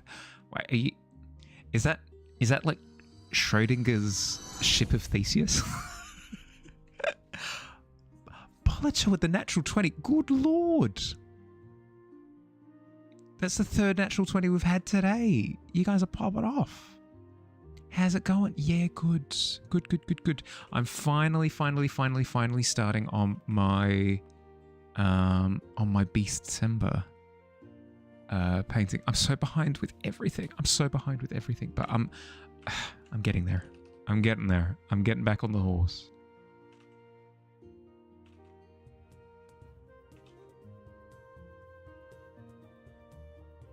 And then I think the spear, I think it's a case of the lower side of the spear is further towards the camera, and then that's further out. So we kind of, yeah, that's fine. That's not a tiger. It's not. So the composition is tiger in the background,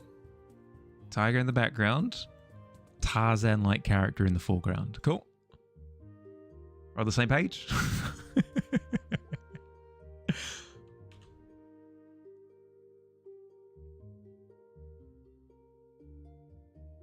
Ice Age drawing. Yeah. Yep.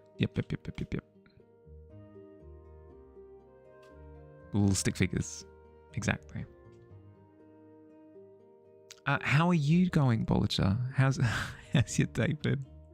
How's your day been so far?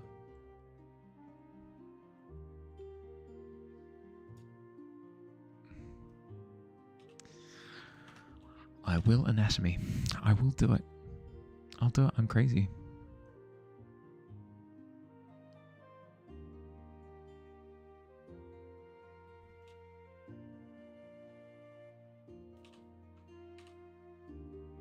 Okay, so it means that part of the it's a little bit further forward.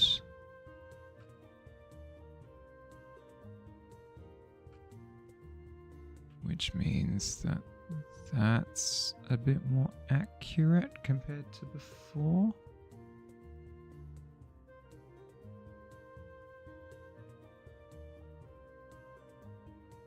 Mind if you do more than one entry for December? Yeah, no, that's completely fine. Completely fine. The one gets you, like in the door, you know? It's the thing that gives you the VIP badge for the month. The one gets you access to the like gets you in the video at the end. But that's the baseline. That's the starting point. Tempted to catch some Z's and stream super early. Yeah, you could do that. Especially if you're feeling zonked, if you're feeling super exhausted. Yeah. Go to bed early. Doing so well. Oh no. Sorry, people. Sorry. I was getting like 6s quite consistently for a while there, actually, and that I feel like a 6 is worse because a 6 is almost because you've failed, but you haven't ended up in the pit. You know, you don't get the excitement either way. So I'd prefer a 2 over a 6, I feel.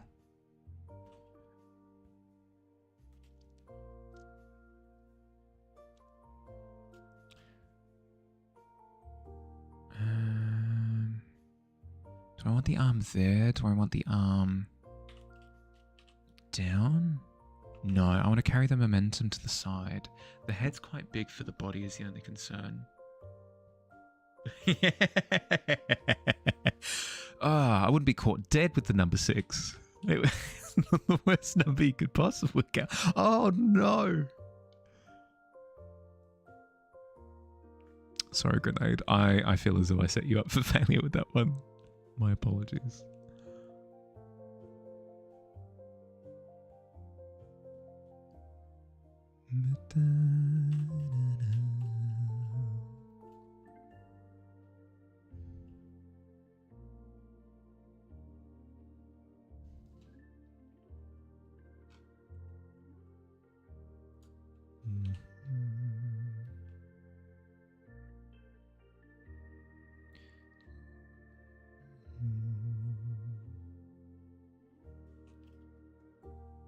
Something like that. I could potentially have the spear go over the leg. That's fun. Do a bit of that.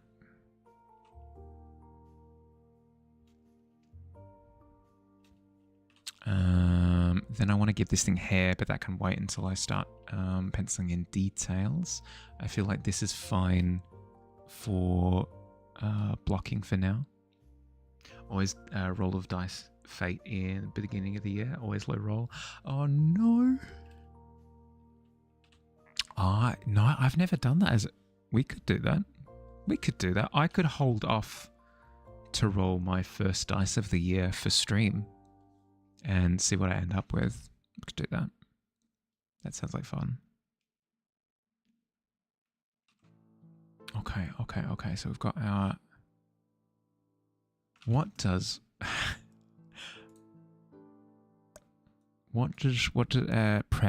prowling tiger look like? Prowling tiger. What kind of body shapes are we talking? Ooh.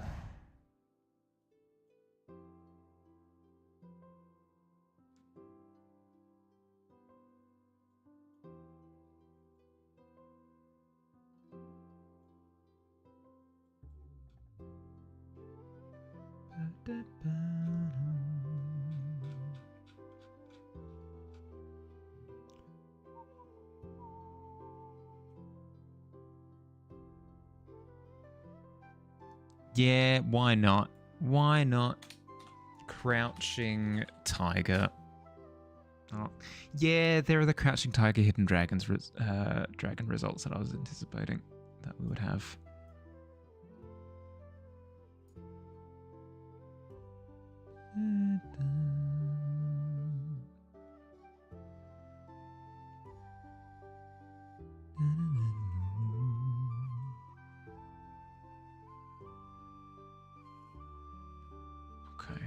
Okay.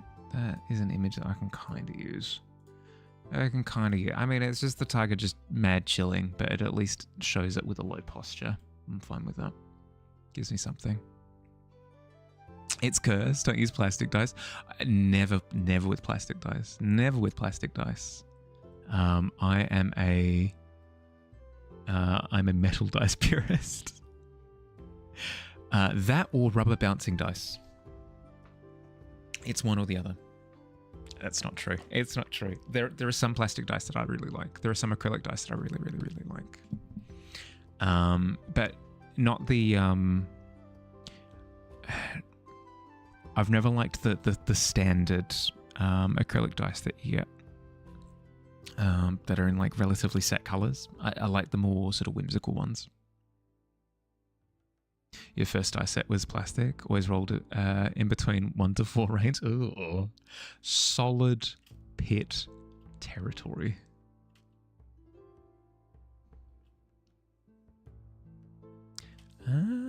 We could emphasize this posture a little bit more. I feel we could emphasize this posture a little bit more. It's going to break things a bit, but that's okay. Break things now while it's super low stakes. If we shoot for the moon and we miss something stars. Worth it.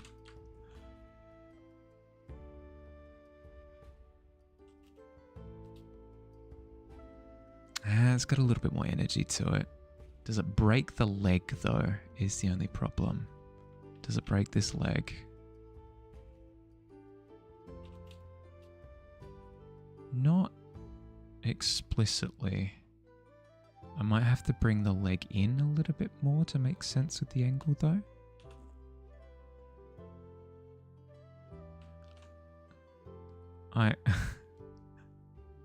I do like now that canonically he bent too far and he snapped his spear shaft. It's tough. That's tough. Remember, don't overexert yourself. If you overexert yourself, you're going to snap your spear.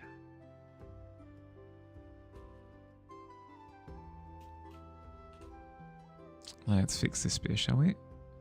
I like what it's doing with the interaction with the ankle there. So what I'm going to do is, instead of angling it with him like that, I'm going to prop it up through there and slightly change the angle of his arm. Hep. Sure.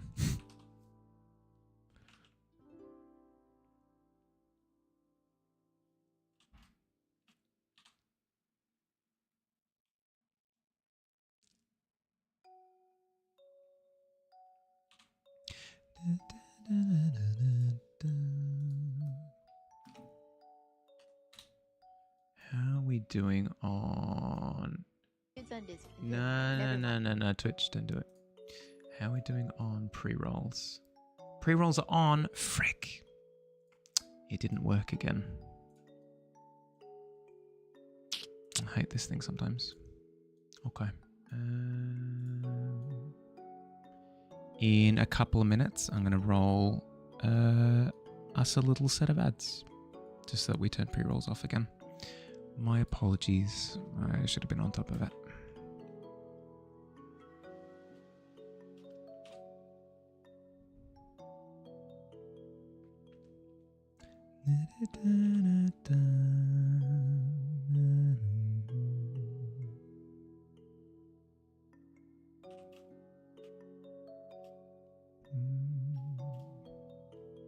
Okay, I'm pretty happy with that posture, I think. Pretty happy with that posture.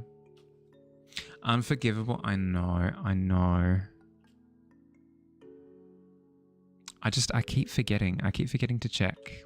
Because it used to all be completely automated and never had a problem. But as soon as I switched it to 3-minute ads every hour instead of 1.5 minutes every half hour, it's decided to absolutely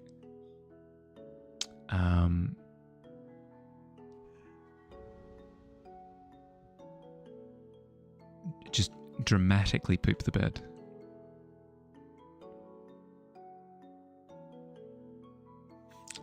So that kind of thing, and then I do like the idea of like a cowl as well, like a big shoulder cape thing like this could be quite fun. Because then it helps to show the momentum a little bit.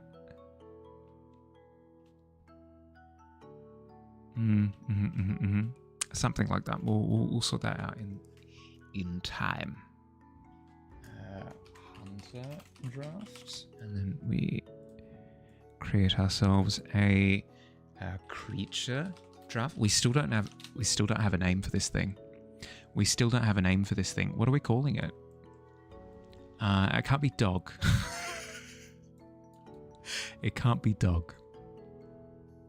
Has to be a new name.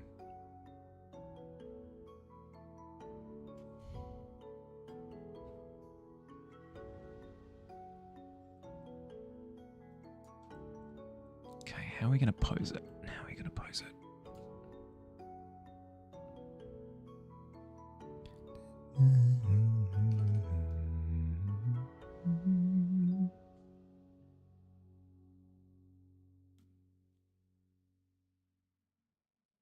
Derek the Soul Muncher. Frickin' knew it. I freaking knew it. As soon as I said name, I knew we were going to get a Gary, a Greg, a Derek, a something. Beautiful.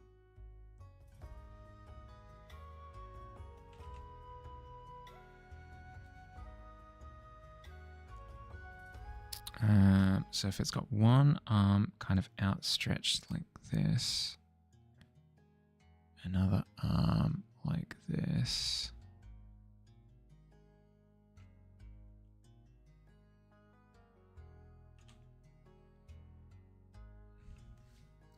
then it's looking in this direction. Bob, perfect. Perfect. It just rolls off the tongue.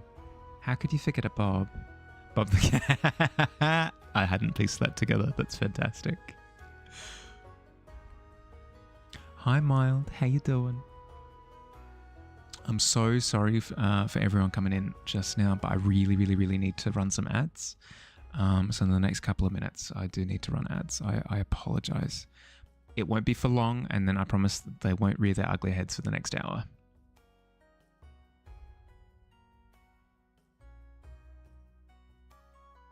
Doing well. Glad to hear it. Glad to hear it. Something long and completely unexpected, like Sebastian. Oh, I know one mod of mine in particular who would love to call this thing Sebastian. Maybe because his name is Sebastian, who's to say? He says it publicly. I'm not doxing him, I swears.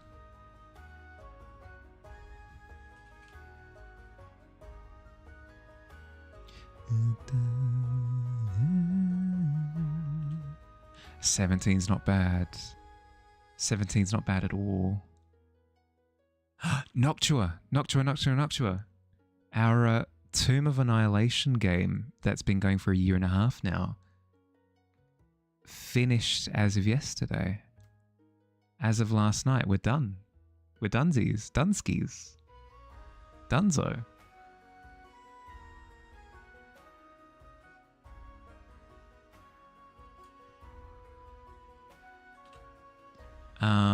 It was brutal.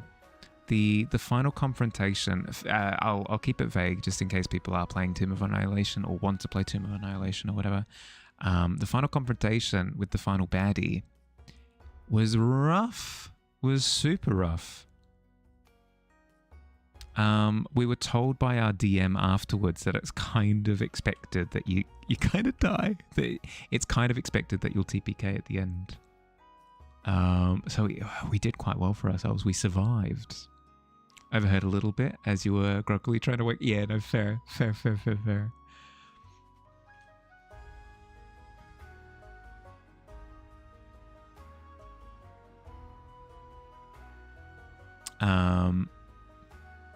Yeah. So our palette. Let's see. At one point in time, let's see. Our paladin had been banished to another plane. I'd been knocked unconscious and forced to fail a death save. Our blood hunter had been hit with a power word kill, and the only reason why he was still standing was because he had death ward on him. And our cleric was cowering in the corner with like 50 HP. It was spicy. It was a spicy setup.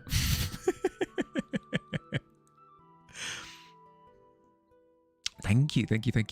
Had level 20? No, we weren't level 20. We were level 10. But that's where the adventure was up. Like, we're finished. The adventure finishes at level 10.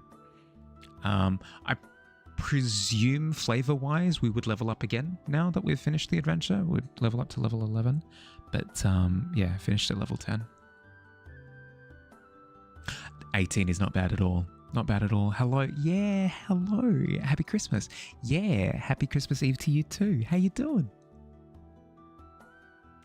Been trying to remember how the word Christmas was shaped for the past week, and all you've been able to muster until now is Crim Spice. That's rough.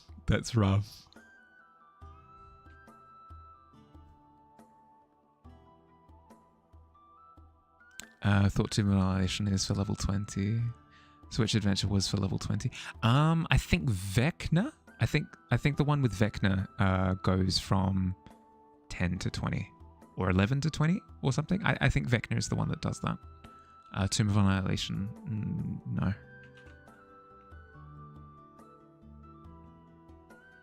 Doing all right? Good to hear. Glad to hear it. I think Kat's told you it was kind of inspired by old Dungeons and Dragons. That was absolutely made to be so mean and brutal. Yeah, so there used to be an adventure known as Tomb of Horrors, which was your old school Gary Gygax dungeon crawler. You enter a room, it explodes, everybody dies. You walk through a portal, you lose your legs.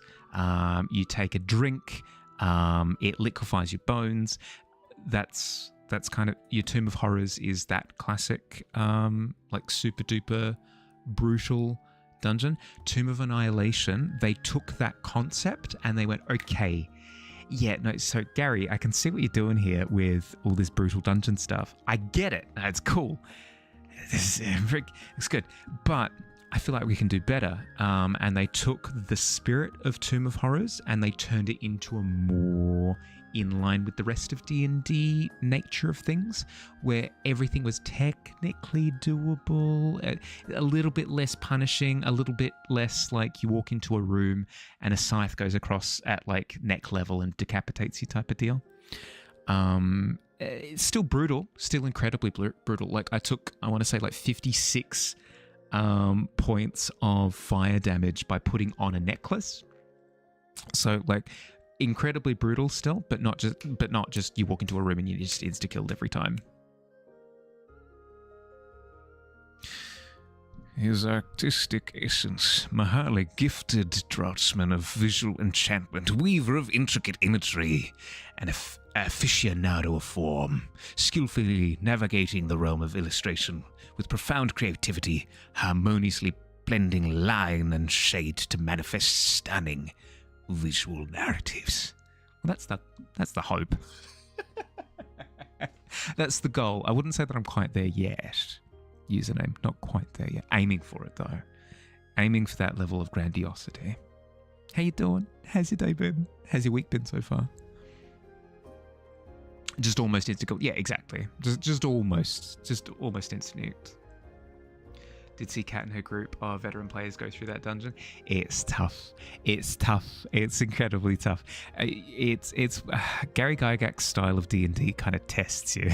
It's like, do you enjoy D&D? Are you sure you enjoy D&D? What if it's horrendous D&D? What if it's awful D&D? Do you still like it? It's kind of the trial that it puts you through. But hey, if you get through the other end and the answer is still yes, then you've learned something. I don't know what you have learned, but you've learned something. And at the end of the day, something, friends you made along the way.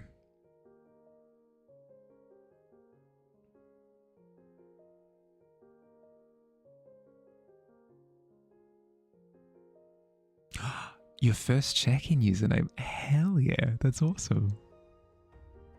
Congratulations.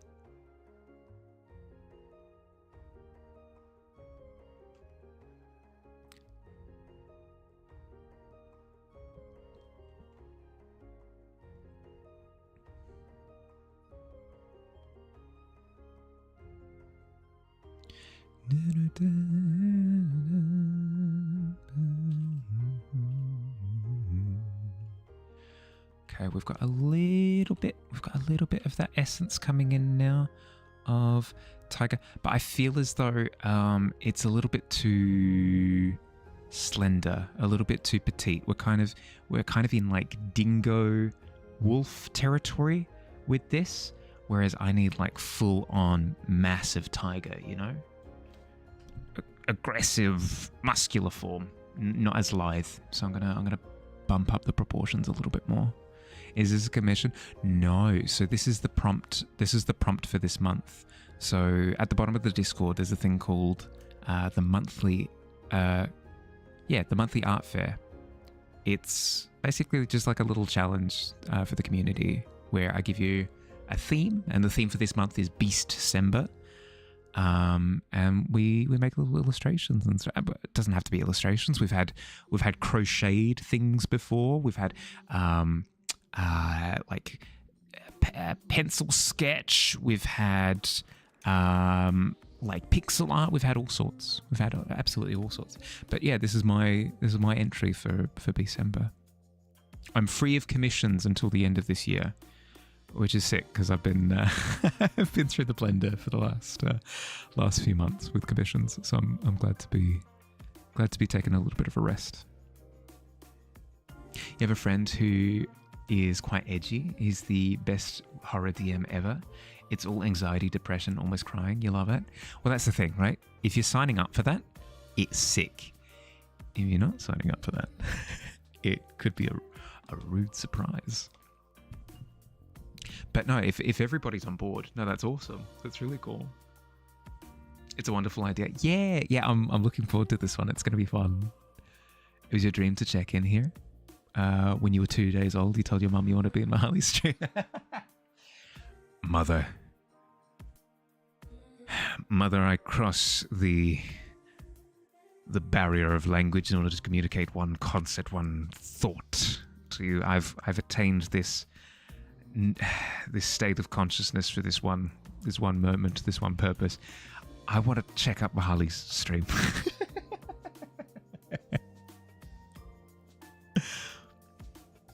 I want to know what Mahali's stream is. I want you to show me. Could have done Hans if you had the right yarn. That's okay. You got time. Welcome back, you. Yeah, welcome back, you. Welcome back, Digi. How you doing?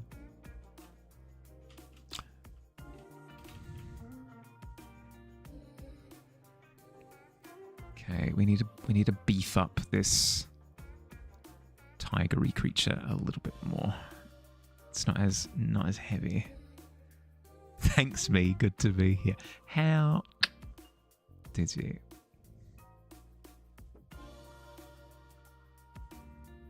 We're right here. We're right here to welcome you back. You don't have to.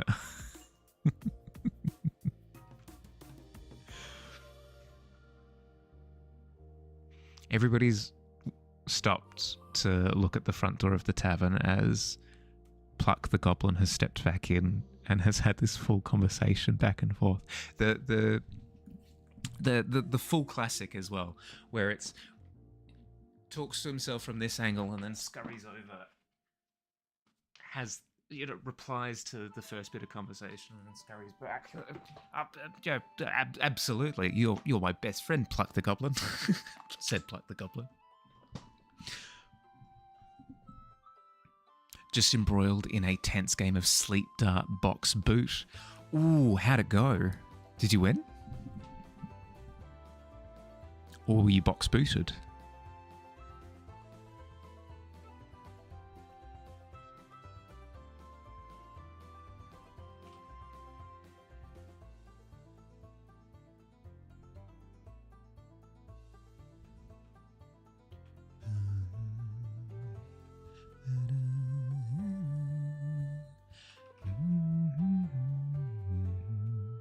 You got boxed out? That's tough. It's mind games, that game, from what I know. It's all mind games. So as soon as your opponent has gotten into your head, it's gone. It's GG's at that point. I need to bring the back half in a little bit more to kind of force that perspective a little bit better. Stack the boxes, if you will. Found your old drawing from beginning of their game, and you've said, let's have a look. 11's not bad. 11 is not bad. Oh no. Oh dearie dear. Yeah, no, it's brutal. It's brutal. What how many characters did they go through?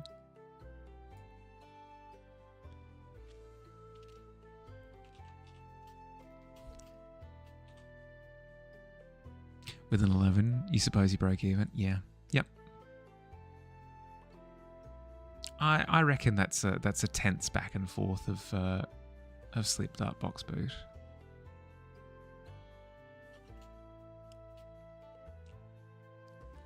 All's well that ends well.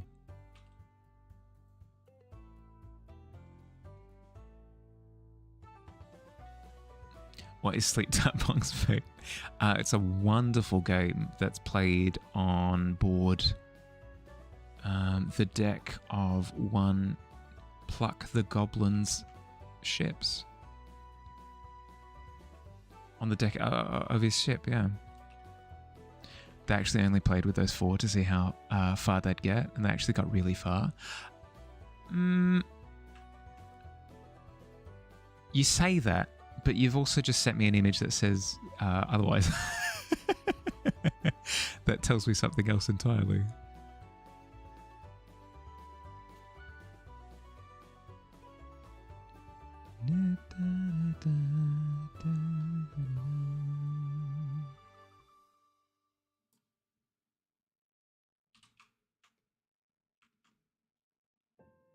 She did get very hurt. Yeah, okay, that's fair, yep.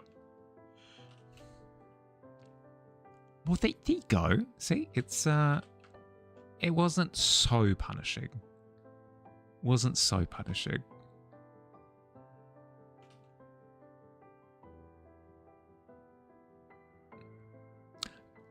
What's your ship called? The Spirit of Friendship? Oh, hell yeah. I know a furbolg who thinks he's a goblin who would absolutely love your ship.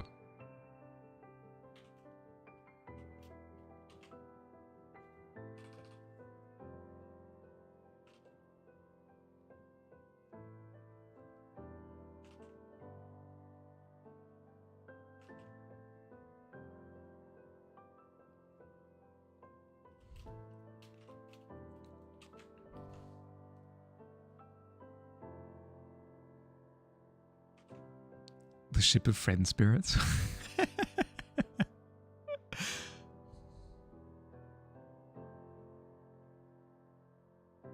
I mean, I'm sure that there are friend spirits aboard that ship, yeah. Did help that they knew that what they were going into. It does help.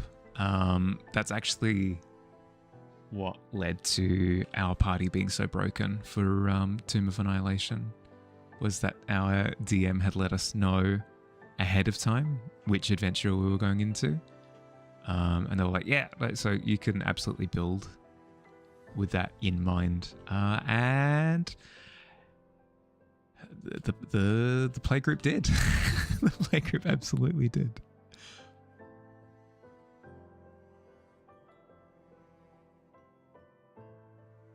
Popping in to say hi before bed. Hi, miss. How you doing? Thank you for popping in. I really appreciate it. I do.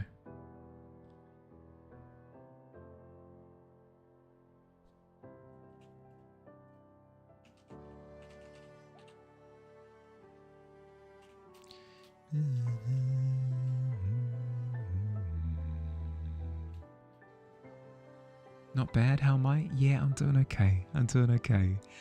I'm free of commission work for the next week or so. So I'm looking forward to adding a few more bells and whistles to the stream in that time. It's going to be fun.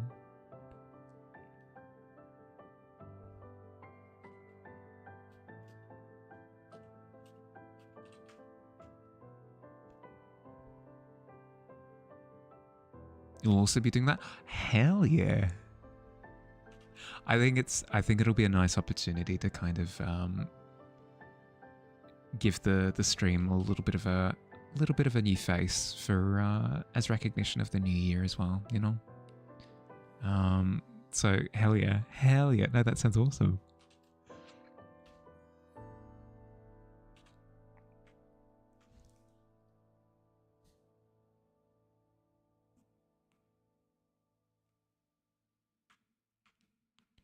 Okay, so we need a bit of a skeletal schnoz in through here.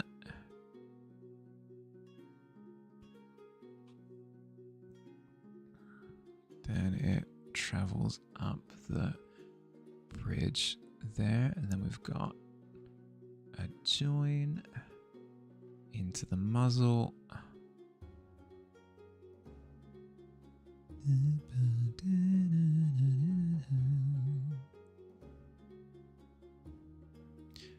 Also sent a drawing you did the other day. Sorry about that. No, you're all good. It'll just blind me for a bit. It's only my eyes. I don't need them.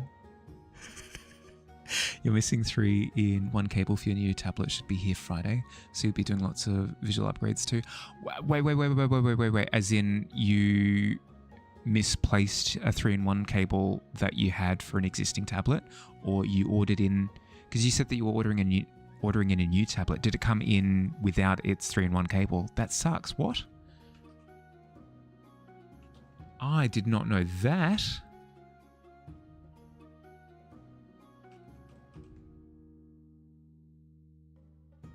I'm glad to hear that you've sourced a new one though, like a replacement.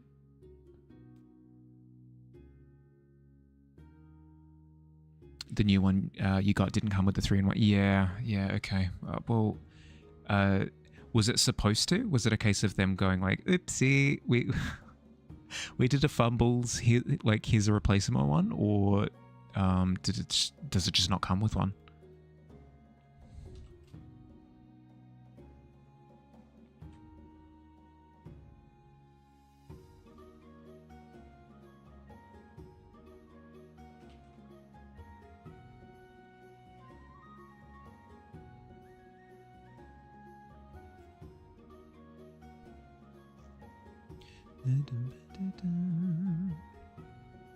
It comes with a USB-C, but it needs plugged in. Yeah, okay, fair. Yep. Yeah. Well, I'm glad that you've gotten the component that you're getting the component that you need. Good luck. Which doesn't have a USB. Yeah. Yep. Yep.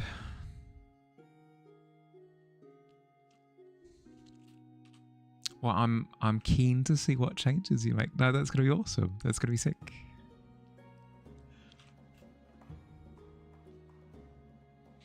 Let's have a look at the image that Noctua sent through. Let's have a my eyes.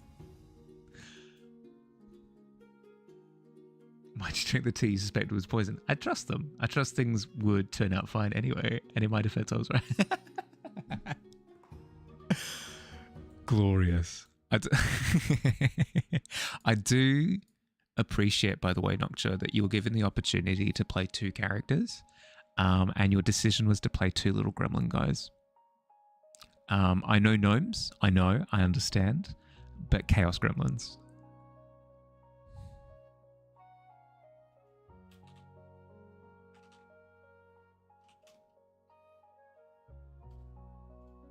Okay, and then we've got this skull shaping going on with the fur as well. It's sick. It's a cool idea. Thank you, Jamie. I would not have thought of the skull fur. That would have, and then knock-on effect, I wouldn't have thought of like the rib cage pattern as well. Really cool. Really, really, really, really cool. Have to take that kind of opportunity. Of course. Also made some progress on the piece you've dubbed Dong Lid. Also going along quite well.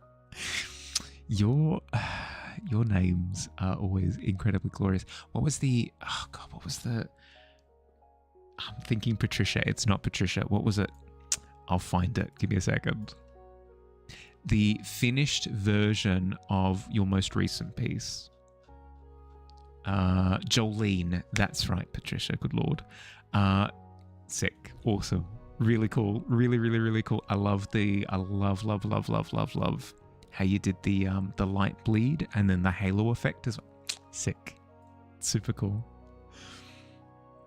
Some fish have patterns like that. Do they? Wait, fish have skull face patterns? What? Excuse me? I need to know this. What fish has a skull face? That sounds sick. Because the closest to that I know of is anglerfish, and that's not quite there. It's metal as all heck, but not quite skullful face.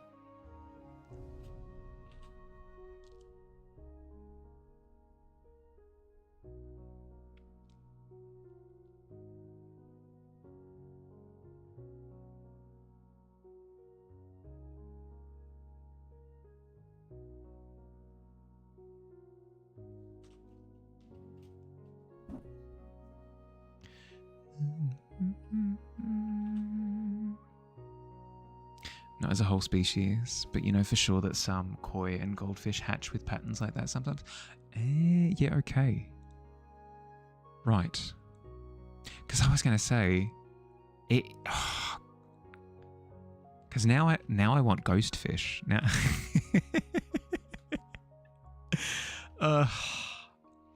I'm such a basic edgelord. Ghost trees.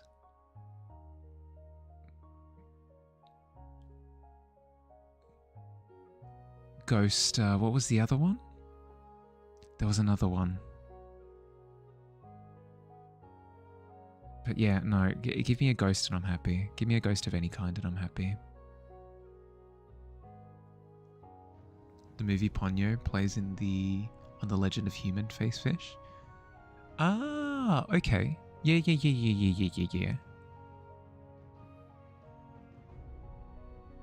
I didn't know that was a that was a superstition. I mean that makes sense.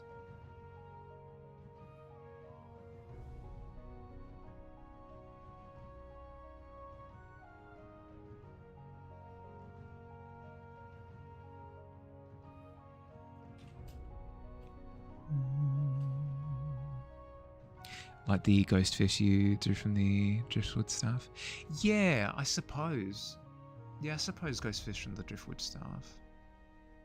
Ghost brush. Yeah, the ghost glue stick as well. No, there's definitely a fascination. Bedtime. Have a wonderful stream, homie. Thank you. Thanks, bud. Look after yourself. Sleep well.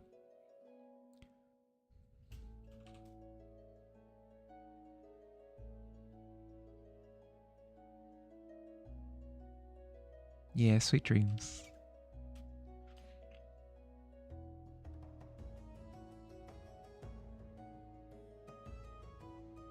I think that leg needs to be extended a little bit, but that's fine.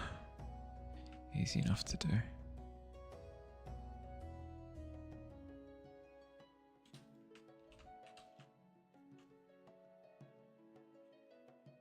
Rest in peace to a real one. He's not dead.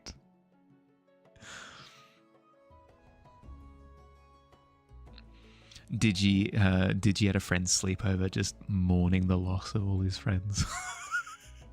They're dead. They're all dead. No, they're just sleeping. They're just sleeping.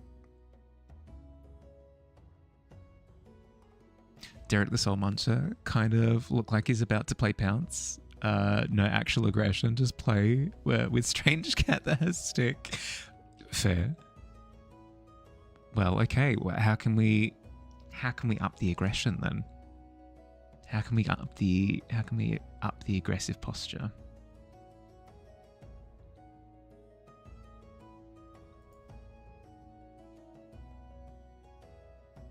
Actually, that is a good point. With how stretched to the right the hunter is, I feel like we should emphasize this posture a little bit more. Which we can do. We can do it. That's why we start with the draft. That's why we start with the draft. That way we can make changes.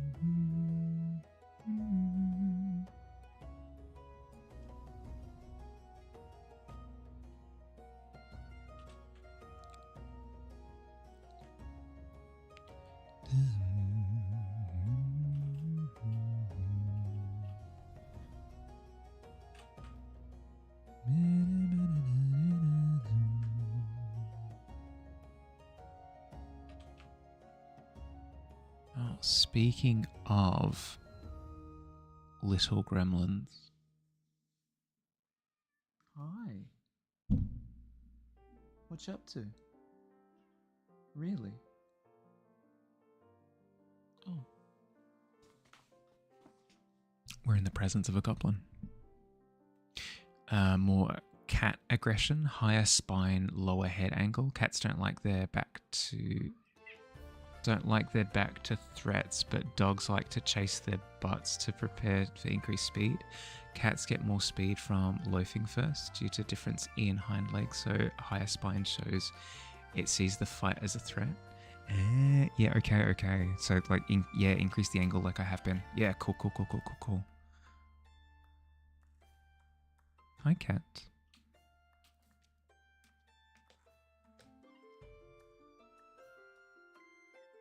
Is this visible? Can we see this? What if I... Oh, there it is. Hi. What are you doing? You hanging out? Hi.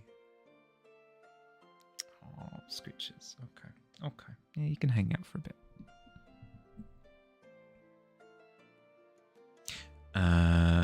Do I know that you're Ghost Brush? Here's a reveal if you're not. I didn't make reference to it before, but I had my suspicions, yeah. I was just talking about Ghostfish, to be honest. But hey, if you see the reference, but Tip Tuft of that tail is so tippy. Yeah, no, that is a good point. I could maybe bring it in a little bit more. I didn't want to say anything, did you? I didn't want to say anything because you hadn't said anything, so I didn't want to say anything.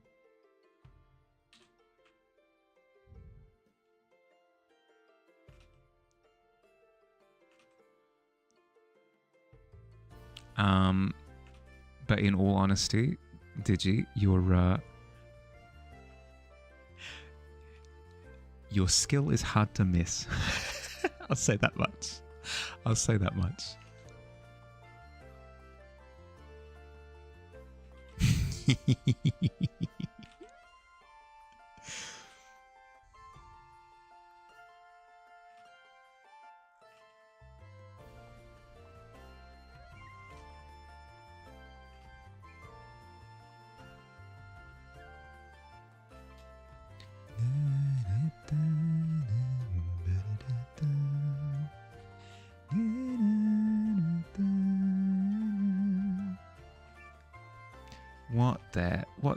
What the frick is going on with that back leg back there? If that's doing that, oh god, what? If we do that, then it makes it seem like the leg is a little bit more front on, which means that we've got a bit more flexibility as to what we do with this leg here. Something like and then it's faded out. You can't see it. Just avoid the problem. It's all there, I promise. Wild stance, yeah, something like that. You were like, I feel it's a given, but now it's gone on too long and you don't. It'd be weird. No, you're all good. You're all good. I 100% support any sort of rebrand of name, identity, whatever. So if you wanted to just keep rolling with whatever you had got new going, I didn't want to call attention to it.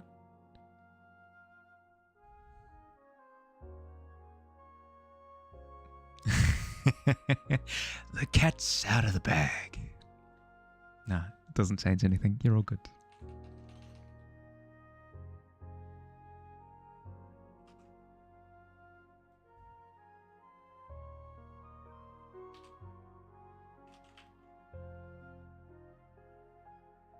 Could you imagine if this creature was real? How we already have horror stories told about great white sharks, you know? But imagine like my my uncle was killed by a bone splitter. It's like, oh god. I don't think there's any sort of PR that would be able to salvage these things, you know, apart from the edgelords obviously being like, this is the coolest thing I think I've ever seen. Wanted to start over? Yeah, that's fair. That's fair. Everybody's allowed resets. I say everybody. Everybody within reason is allowed mental reset. I'm just covering my bases. What if this person was like an evil vampire who killed thousands of innocent villagers? What if he wanted like a good reset? You know, a new set of fangs, if you will. Maybe not. Maybe not.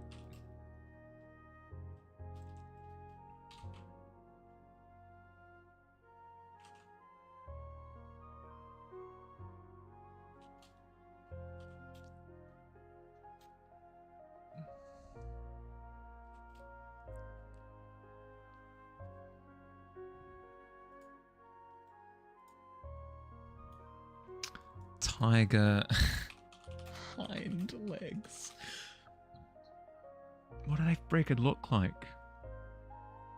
They're so heckin' weird.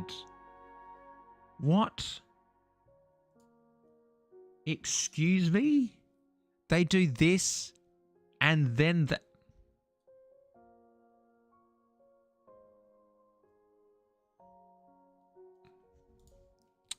Pardon you. Yeah, okay. I'm seeing why I'm struggling with the hind legs. Because they're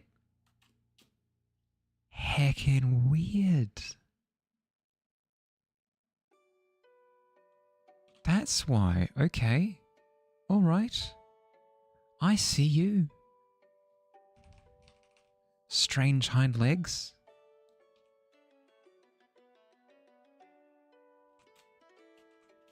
Because they kind of have like they kind of have like regular knee and then backwards knee and then what?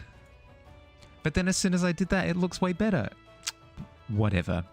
5-minute scribble. Hell yeah. Okay. What do you want? What would you like?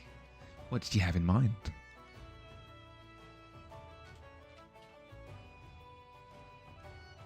Every digileg is the same as a human leg, but with equal length to the bones, including the length to the foot. They stand on their toes, their heel in the air, the parts of... Yeah, okay. The knee is near the hip. Yeah, okay. I can kinda see it. Foot, toe. Yeah, I can kinda see it. That makes a little bit more sense. Yeah, okay. A lot of mammals on 4 legs have that. Yeah, but I haven't drawn mammals. I've drawn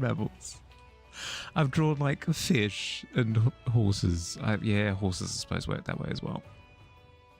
In memory of Ghost Brush, request a painting of a bottle of timer juice. Yeah, hell yeah. Okay, I could do some timer juice. I can do a bottle of timer juice. Easy enough.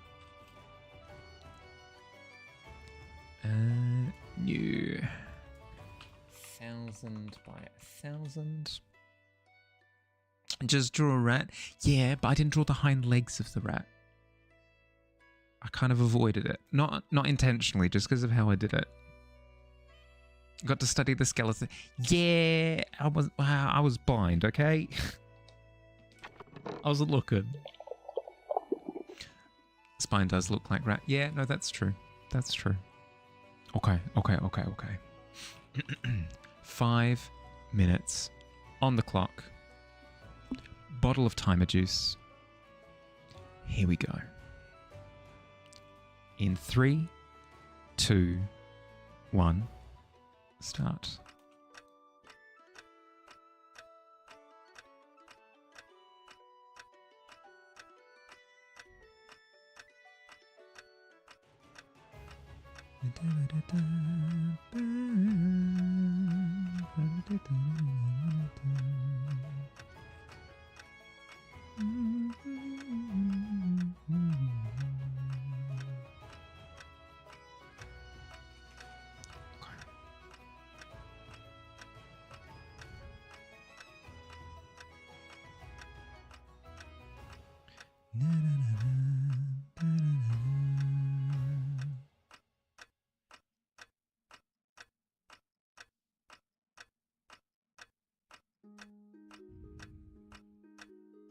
I've got such an itchy nose right now. Prick you facial hair. Tickle up the nostrils. Pluck's favourite beverage. Hell yeah.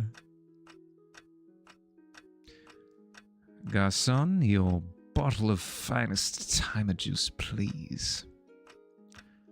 None of that cheap stuff. Only the bubbliest.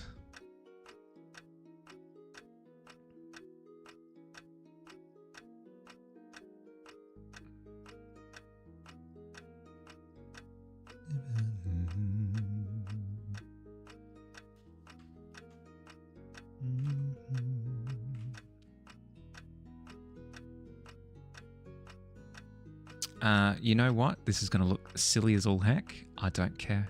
I don't care. We are chucking a giant cork into the top. And you can't stop me. You actually can't stop me. It's impossible.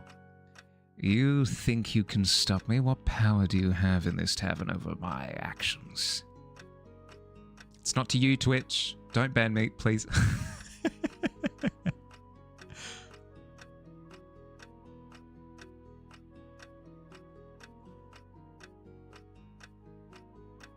Okay, bit of a, yeah, you know. We need a bit of depth to the liquid, shall we? Bit of, yeah. Uh-huh. Then up towards the top, gonna add a bit of,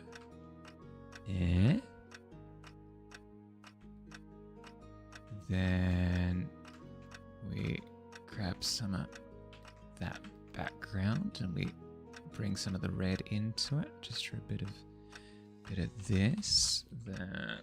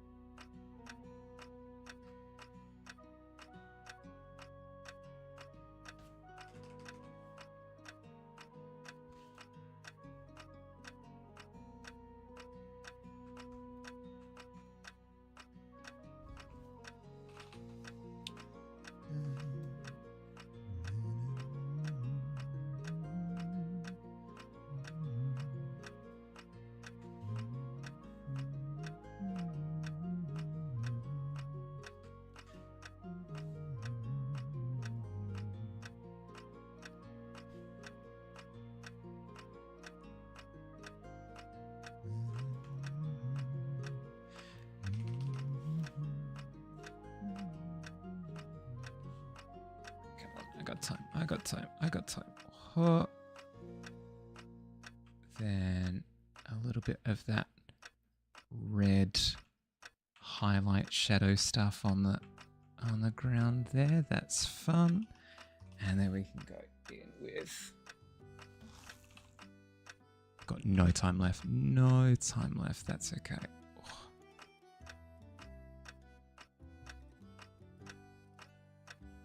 That does the trick, I think.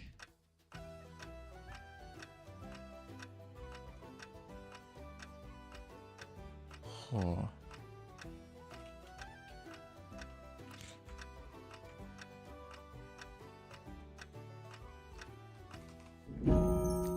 Looks delicious. That's the thought. That's the thought. But it's one of those things where in your brain, you know, you shouldn't drink it. Honestly, you shouldn't drink it. it wastes away the time, you know? But then the temptation kicks in again. With a signature down the bottom. There you go. This is awesome for 5. I'm pretty chuffed with it. It's looking pretty good. Looking pretty delectable. There you go. Boom. In the Share Your Art channel. Granted your wish for a bottle of timer juice. Don't drink it all at once, okay? Appreciate it. Savor the flavor. Love that the bottle is an hourglass. It's sick. It's sick. I think that came up in conversation for a second during one of the world building sessions. I can't remember fully. Okay, back to this anatomical disaster. I think the anatomy is fine now, actually, to be entirely honest. But oops. No, I don't want a transparent mouse. I want to lower this down to here, I think. That'll do the trick. Kind of gives that not too far away tension.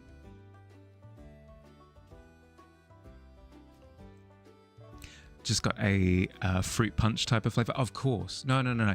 Like, think any sort of fruity margarita kind of vibe. Just crank that up to 11 because you've also got timey-wimey effects going on at the same time.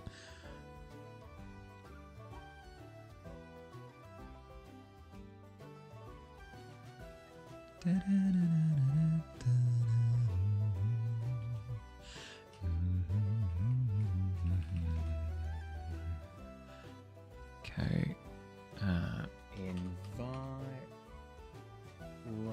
Environment draft.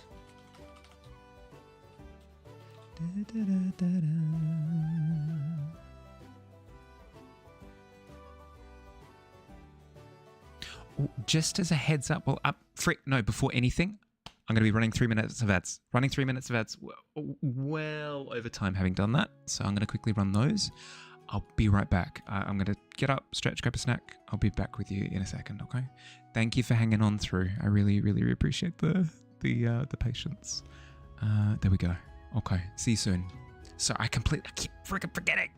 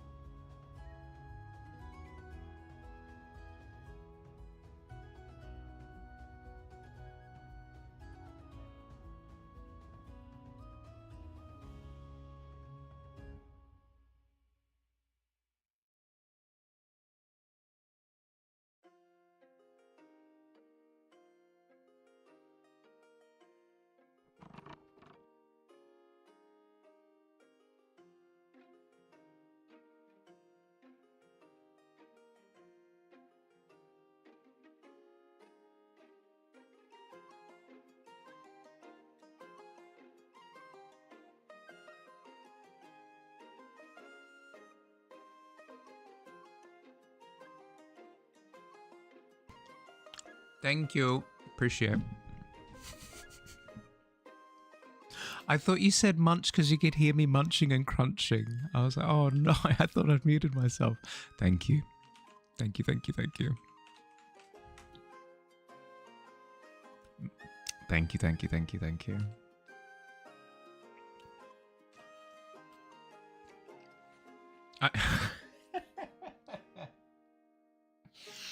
Could you... You could just say, yeah. I'm just now I'm just imagining me coming back from ads, be like, "Hi everybody," like,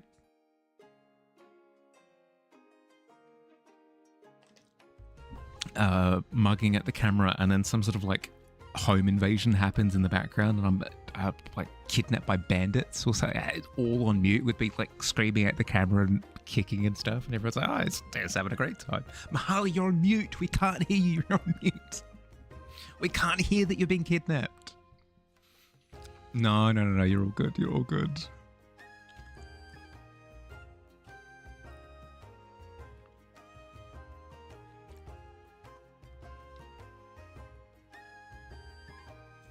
I think what it's missing is like all the details of like hair, loincloth, animal skin,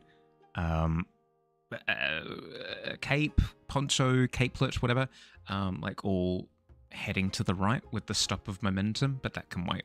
I need to get over the fact that it doesn't look perfect yet, and work on the other background elements that are more important to address right now. How'd we do? How did our ads go? Hopefully they weren't too atrocious. Now that the first round of ads has been done, way too late. Yeah, now that the first round of ads has been done, pre-roll should just be off for the rest of the stream as the system kicks in. Didn't see any? Heck yeah.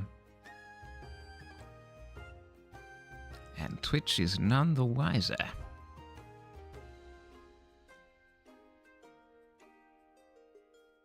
Didn't see any ads. Don't have ad block on iPad. Ooh. No, pre-rolls are turned off for the next hour, so it's gone through. Hell yeah, we're just dodging ads out here like the Matrix.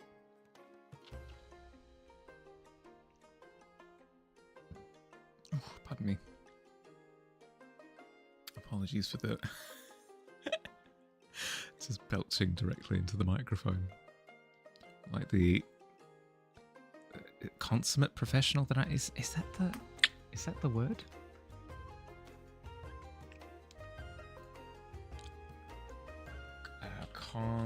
Consummate professional.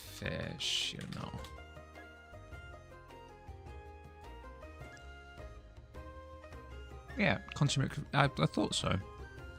Like the consummate professional I am, belching into the mic, having a great time.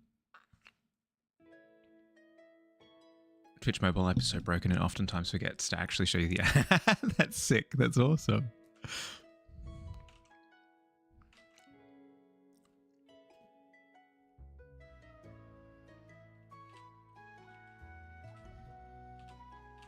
I mean, it sucks for the ad producer, like the ad provider, but good time for us. Last 3 minute Twitch, last 3 months Twitch, you've seen one ad. Really? Yeah, okay. AI spaghetti cut. Yeah, yep. And they fired the guy that was going to check it. Frick. What can you do? They'll subscribe to another AI service that will then proofread the code. Probably be fine. Fixed. Easy done. You put what you thought I was going for. Accidentally made it to Rabbity. Added side of it. Okay, let's have a look. Ooh. Yeah, kinda. But a little bit more side on is the only thing, because I want it to feel like they're kind of circling each other. But definitely that feeling. Yeah. Nailed it.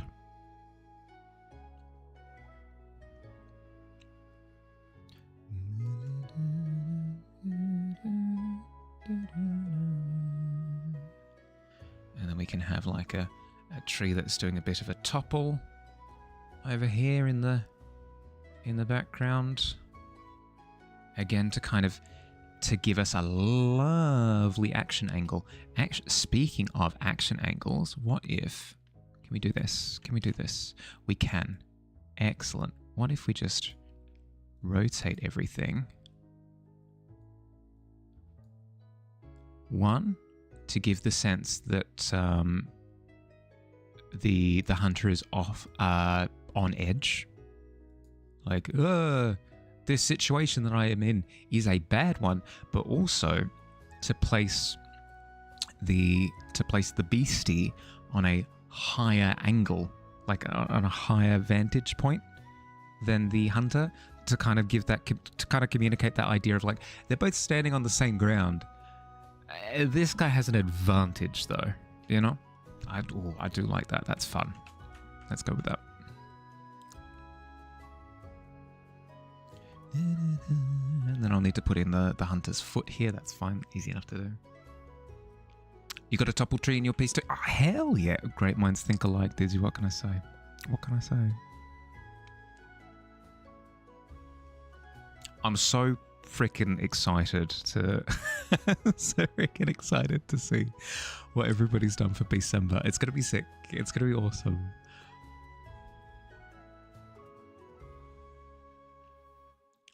The one thing I don't like about like the anonymous approach of like opening caches, right, is that it's inherently gambling, right? I hate the concept of gambling. But with this, it's just every single little package that I open up is a win. I win. I win every time. You're really late with the odds too. Yeah. Yep.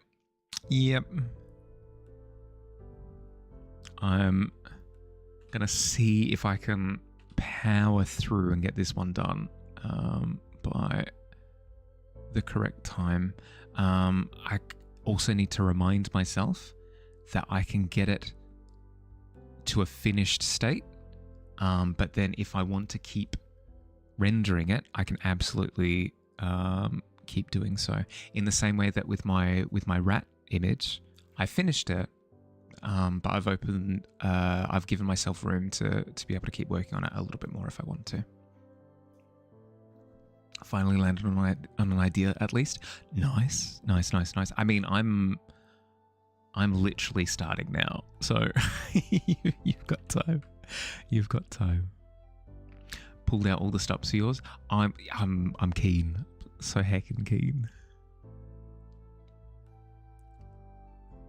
Okay.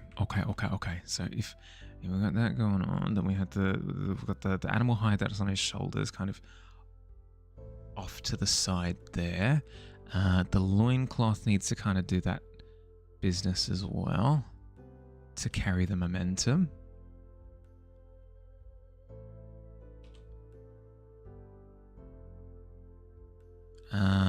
Yeah. And then if we give this guy some heckin' hair, that'll also do a wonderful job of communicating that he's halted in this position after having run that way and braced himself against the rock, foot against the root. Boom. All of the sort of free flowy stuff that's around him, all of his outfit and stuff. Shoots to the right.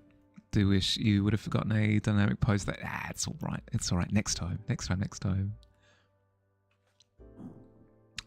Yeah, hit me with something mild. I'm all eyes and ears.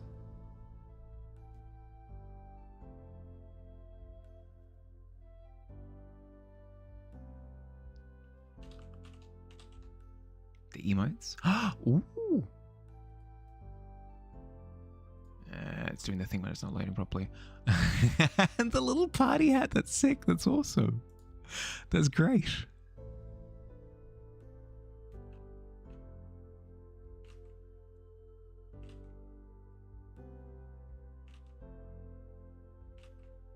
I love it. He's just a little guy.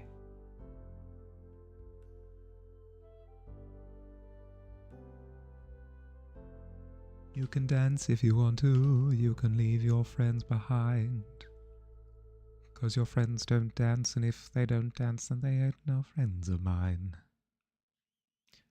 Party hat if you want to.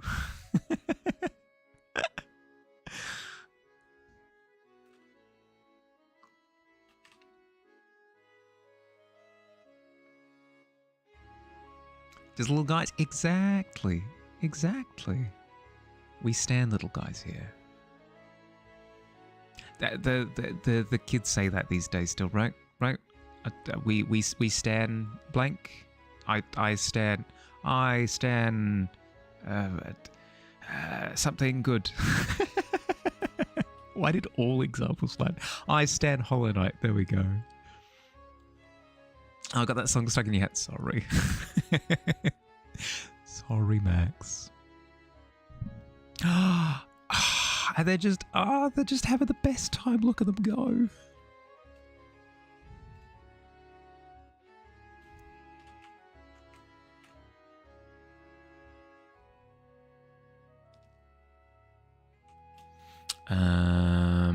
The visuals of this don't work out because the spear is going back to front, but then the arm is coming up, so the spear would be down at like the ground here. So I need to change one of two things. I need to either change the angle of the arm to allow for the spear, or I need to change the spear in order to work with the arm. If anything, actually, I could have the spear do the opposite of what it's currently doing, where the base is out there and the head is like a little bit closer to us to give us a bit more depth. Could work. Well, those are dang adorable. They heckin' are. Completely agree.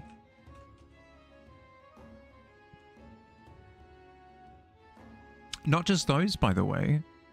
Mild has done a ton of like they animated like some toppling 3-dimensional little guys in I believe it was a Blender render the other. Blender render is fun to say.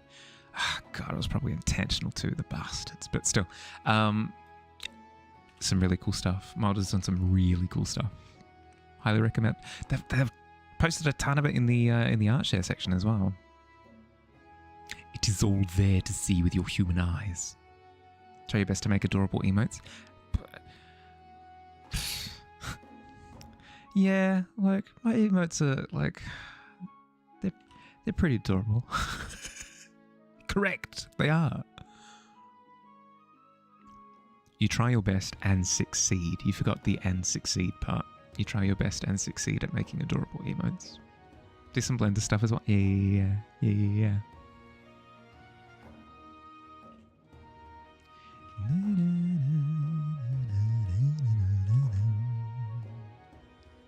Okay, so let's try the opposite of what we had before. What angle do we want? What angle do we want the spear? A harsh angle, right? Yep.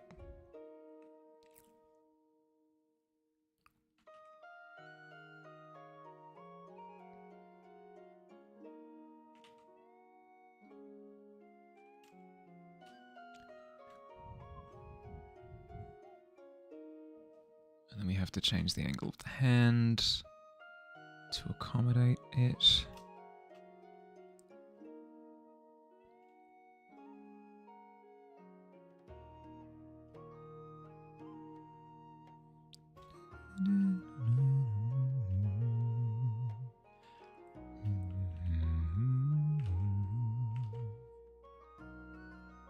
We could probably reduce the size of the spear a little bit. Give it that kind of. But now now he looks like a dancing showman. He's got the stick. Oh, actually, you ready? Pivot. There we go. There we go. Yeah. Yes. And then we turn it into a cane. That looks like that looks like a Reaper scythe. That's okay. It's supposed to be a cane. It's a showman's cane. And then we've got confetti. And then the and slide and scene. Awful. Giving yourself some head pats and telling yourself you succeeded. There you go. Boom. As you should. As you should.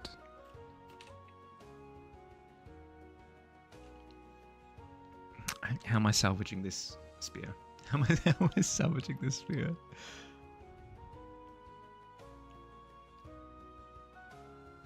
It could be the spear behind the back. That's always a lock. Let's, you know what? Duplicate. We duplicate this layer, hide the original. It becomes a Balan hat. A Balan dance scene. Oh God, I had put those behind me.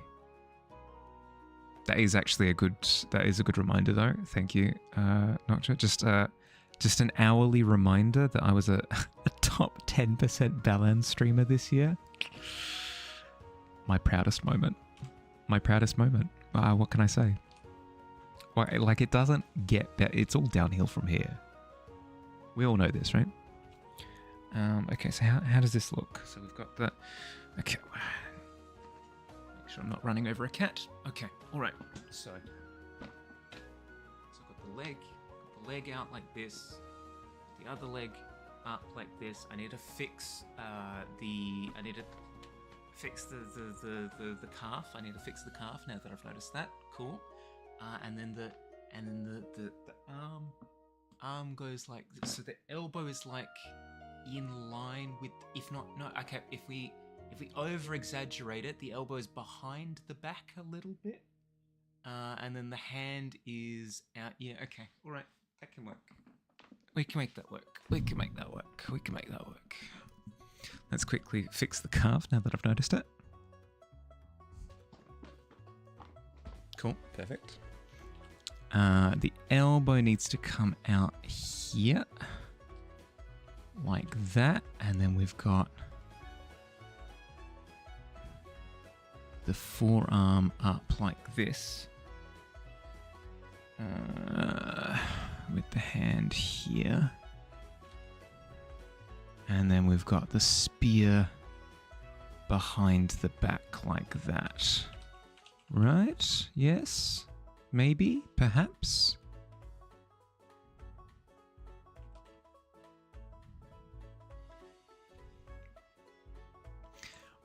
Barely audible nonsense in the background as he just... It's crucial. It is. No, it's part of the process. It's part of the process.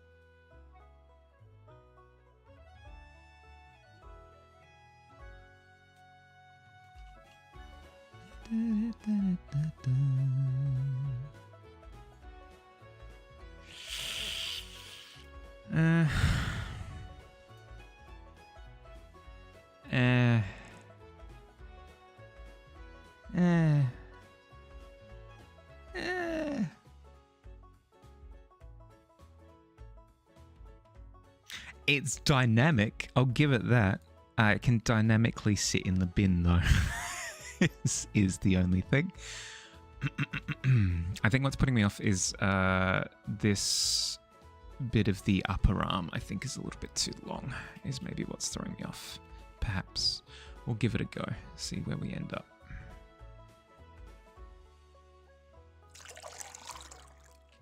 Lemons? No, not squeeze, just whole lemons. Yeah, okay.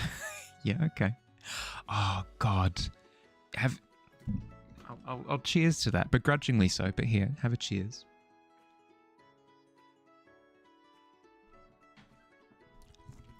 Restaurants look at me like a freak whenever I go. Because I'll order a sparkling water because I don't drink. Like I don't drink soft drink, I don't drink alcoholic beverages, anything like that, because I'm super exciting that way. I'll get a bubbly water for myself as a lovely change of pace. But then they bring out this glass with ice in it and a wedge of lemon like a psycho. Who wants what if that was the norm? What if that was the norm? You order a hot chocolate, right? You order a hot chocolate, and oh god, what? Because I was initially going to say, and they put a banana in the hot chocolate, but that actually sounds delicious. God, what if you ordered a hot chocolate and there's just like a breadstick or something? Man, nah, even that's salvageable. Frick, what would a good example be?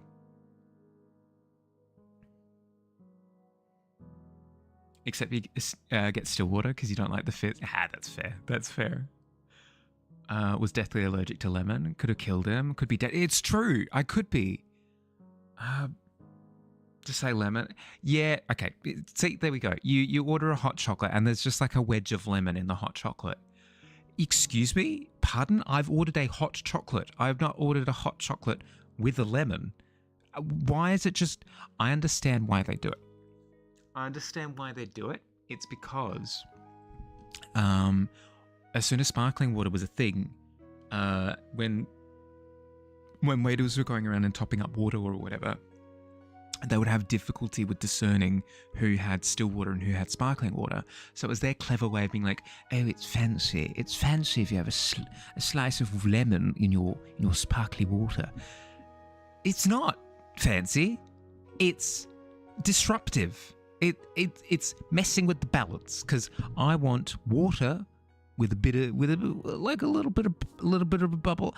I've intentionally picked the least exciting drink, right? The least exciting drink with a little bit of pizzazz. Who are you? Who are you to add lemon to my drink? If I wanted lemonade, I would have ordered lemonade.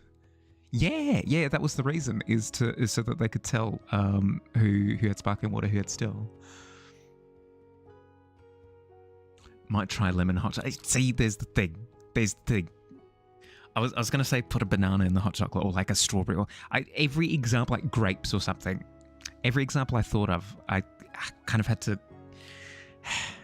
I can imagine it, you know?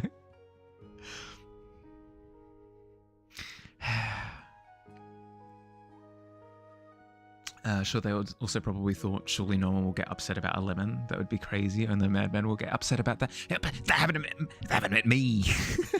filled with rage I am, specifically at lemons. Hot chocolate being poured in to a glass with ice and lemon. Exactly. Ruined at that point, right? Sparkly water without lime flavour is so salty, in your honest opinion. Really? Yeah, okay. No. I can process that. The carbonation can give that kind of... Yeah, no. I understand. That's fair. Kessa has been indoctrinated by Big Lemon. by the Lemon Corporation into believing an incorrect thing. No, that's completely fair. If you do actually like the lemon big... I wish they'd ask. In the same way that somebody might go like, oh, would you like some ice in your drink or something? That's what they do at the clubs, right? They go, well, would you like some ice in your drink? Right? That's classic. Anyway, I just wish that they would go, would you like a slice of lemon in the thing that you're going to drink, or would you not? Because I would say, no, thank you. I wouldn't be upset at that point. I wouldn't be upset. I would simply respond with, no, thank you. I'm okay. Thank you for asking, though. I appreciate it. Thank you. But no, instead, cuts to me every time I've ordered a drink with a fork. I've got a fork.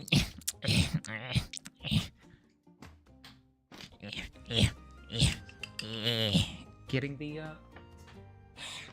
freaking lemon out every time. It's awkward as all hell. And they're looking at me like I'm crazy. Fizzy hot take, true. But it's honest. My honest feelings. I see King. 12? I'd take a 12. I'd take a 12. I think I did take a 12 at the start of the stream. Hell yeah. Gonna share a YouTube link that's perfect here. Let's have a look. Let's see your perfect YouTube link. 30-second lemon rant. Why is it Why is it not letting me adjust the volume? Oh, that's weird. Alright, I've been thinking. When life gives you lemons, don't make lemonade. Make life take the lemons back. Get mad! I don't want your damn lemons! What am I supposed to do with these? Take the lemons. Demand to see life's manager. Make life rue the day it thought it could give Cave Johnson lemons. Do you know who I am? I'm the man who's gonna burn your house down with the lemon. Oh, I like this guy. I'm gonna get my engineers to invent a combustible lemon that burns your house down. His house down. Burning people. He says when we're off. Just because that's exactly my opinion doesn't mean anything. Doesn't mean anything. It's fine. Don't worry about it. In your country, it's popular to drink a lot of mineral sparkling water. Not exactly sure if you mean the same thing. It's very far from being lemonade. It's completely different from lemonade. It's completely different. Lemonade is like a sweet soft drink or a fizzy cola drink thing. Whereas mineral water, sparkling water, that kind of thing is different. It's also known as soda sometimes. That's because I am, but it's not related to the lemon in the drink. Yeah, you calling me an insane goblin? Because, I mean, fair. Almost noon here. Don't want to miss opening the presents, so you'll get going now. Thanks for hanging out, Mild. Thanks for hanging out. Enjoy your Christmas Eve. Have a good time. I hope you get stuff that you like. Talk to you soon. Goodness.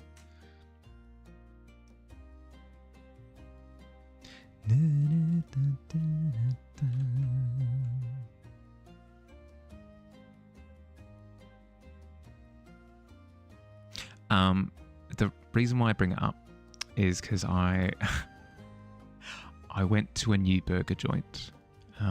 When was this? This was a few days ago. And I'd ordered my sparkling water as well as my burger. And the sparkling water comes out and it's a single serving of sparkling water. It's a single serving, right? So the one bottle, single serving. And my glass still had the lemon wedge in it.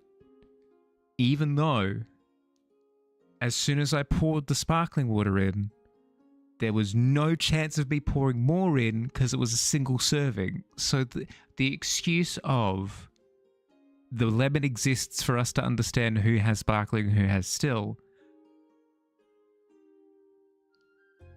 doesn't apply. It's a legitimate complaint. It's a legitimate health concern. I feel as though we need our best operatives on this.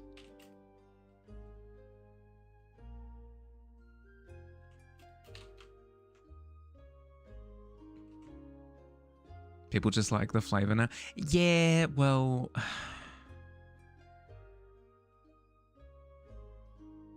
count me out of people, apparently. Your mum's always been obsessed. No. It's no good. No good for Mahalis. Infamously Mahali. How are we at 3.5 hours? I haven't done... that's not true. I was going to say I hadn't done anything. That's not true. I've done stuff. It doesn't feel like... It feels like I literally just started stream. How the frick?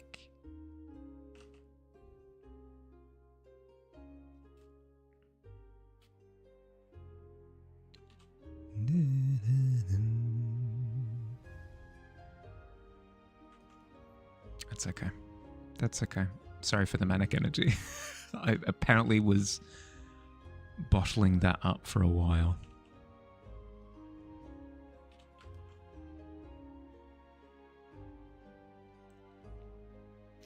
You still haven't gotten up? It's okay. No, it was chilling. Gotta head out. Have a good stream. Check in during break. Oh, thank you. Thank you, Volita. Thank you for checking in. I appreciate it. Have a lovely Christmas Eve if you celebrate. I'll chat with you later.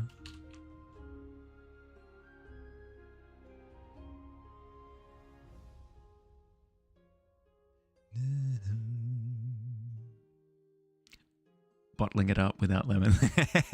Yeah, exactly. You know how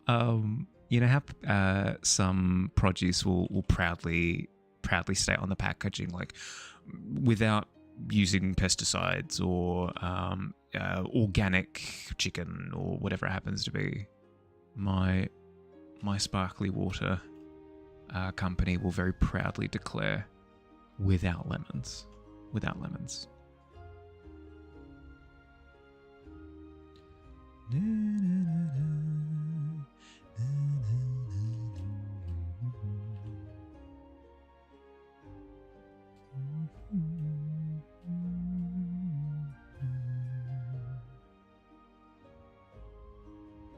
Now bubbled. Oh dear.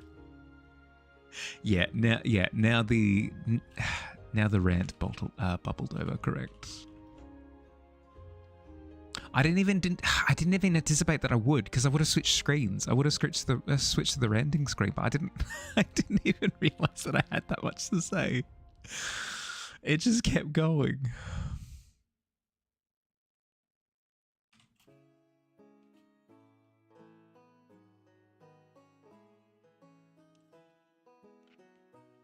Okay, what's wrong with his upper body now? What's wrong with his upper body? Is it, does it feel like, because this is supposed to be closer to the camera, right? So this is supposed to be closer. Something like that. And then maybe shifting the upper part of his body down a little bit could help. Hip. Hip. His hair's not going to come with, but that's fine.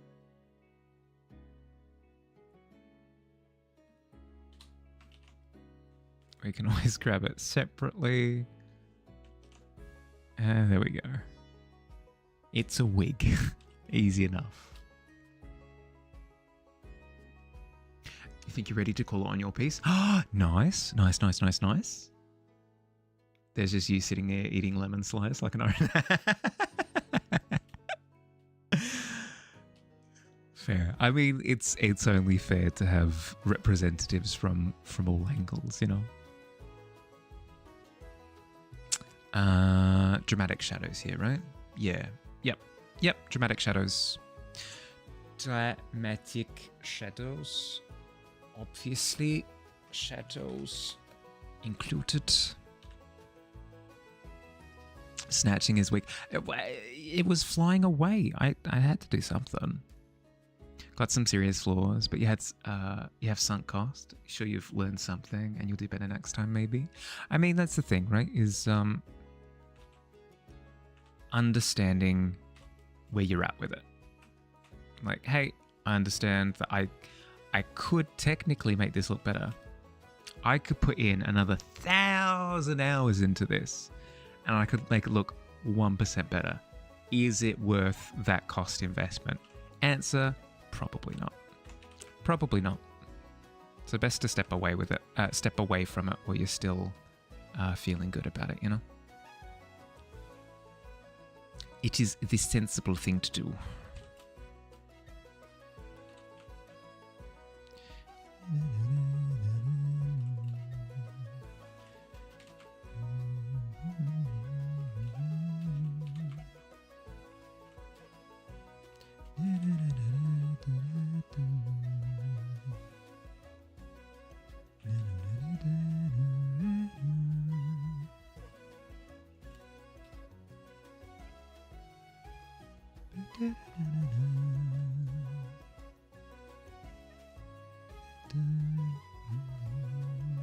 And then would have like all of the foliage and stuff dropping dramatic shadows all over this, clearing in the center as well. That's fine. That's easy enough to just consider in the future. I do need to add in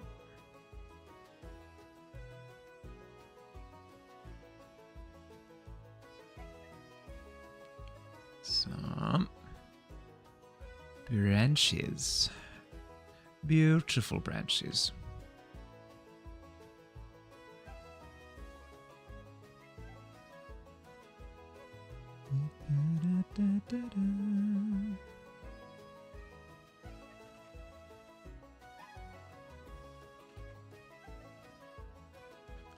do I want them that horizontal? No, probably not.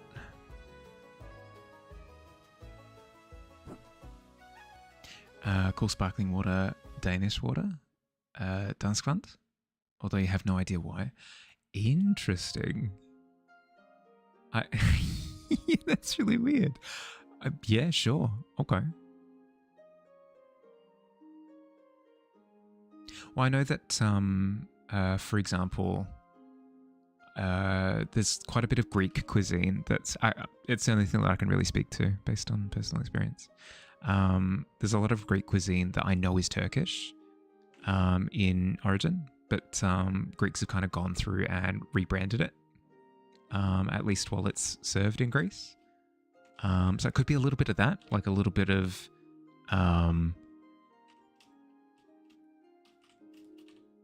like a little bit of rebranding in order to sort of make it their own. But it's water. Kind of falls apart at that point. Yeah, I'm not sure.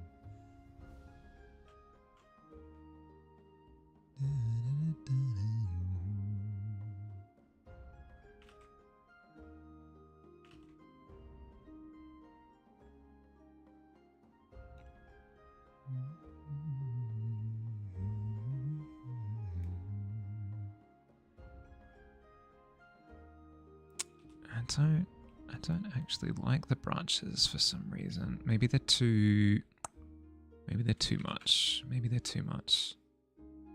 Maybe I'll leave that top left corner open a little bit.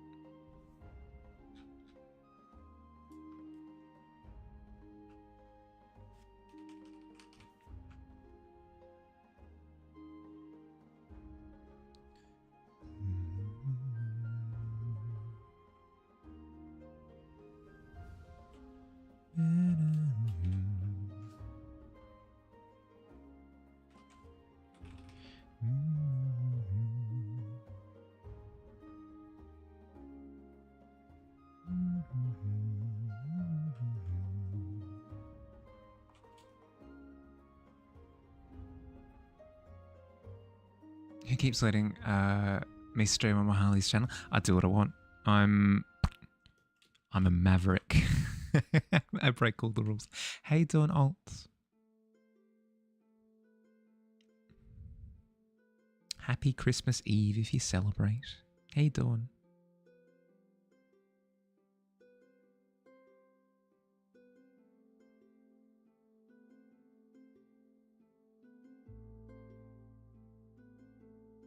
Can I actually get up and say, yeah, no stress, no stress.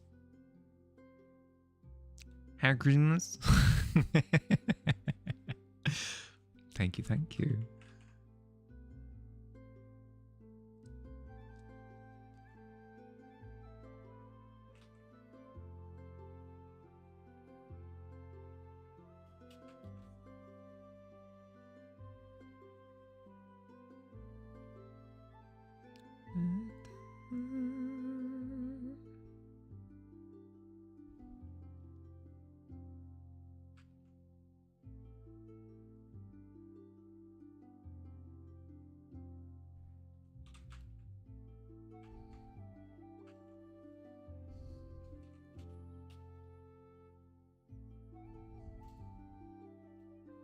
Have extended family nearby, so you'll be having breakfast with them. Besides what you bought yourself, no presents. You won't be with direct family.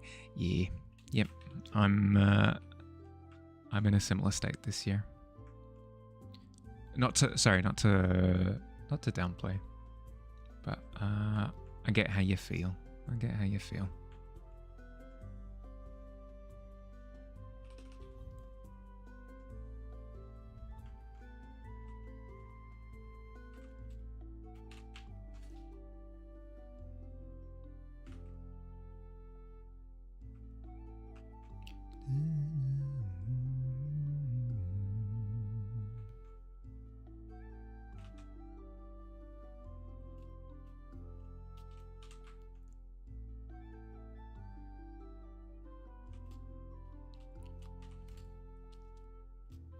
Should probably actually add give him a hand. Here, let me give you a hand, weird Tarzan man. Quite the spectacular Christmas. It's true. No, it's true.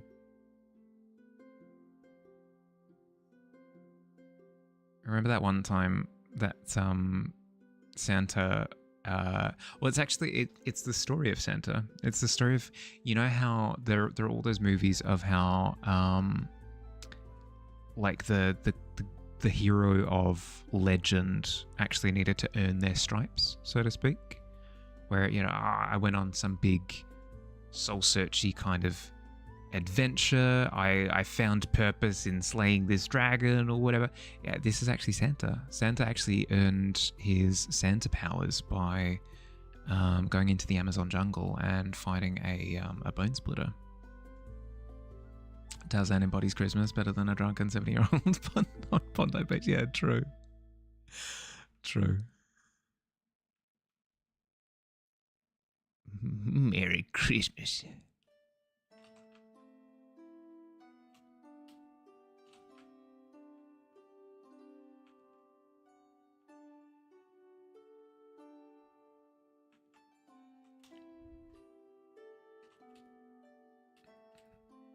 Santa earned his time manipulation powers through fighting a saber-toothed tiger. Correct. Yeah. Yep. Correct. It's true. I don't make this stuff up.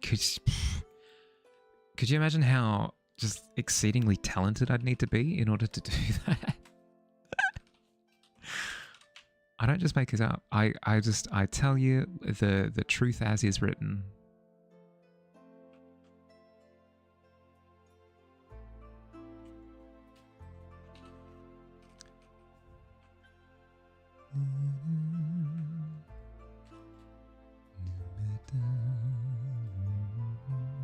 Did the Sabertooth have time manipulation magic and Santa got the powers by beheading it? Or was he gifted the powers by the gods like Hercules? I think it's a gifted the powers like Hercules type situation. But I'd also like to think that Santa does have a Sabertooth necklace underneath his like his big Santa outfit, you know?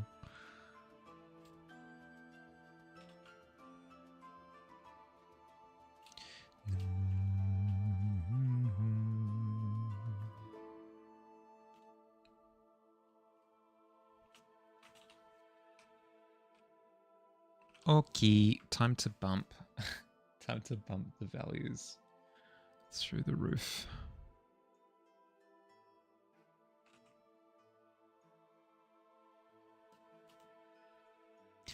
He keeps the milk in the saber fangs. Ooh, as little like canteens. Hell, that'd be sick. Little corks at the top of each tooth.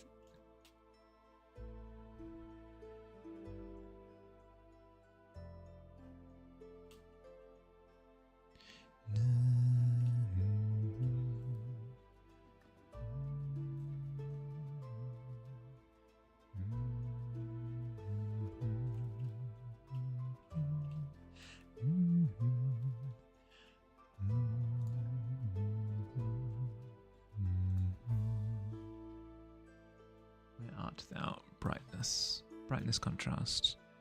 Brightness we want to bring all the way down. Yeah.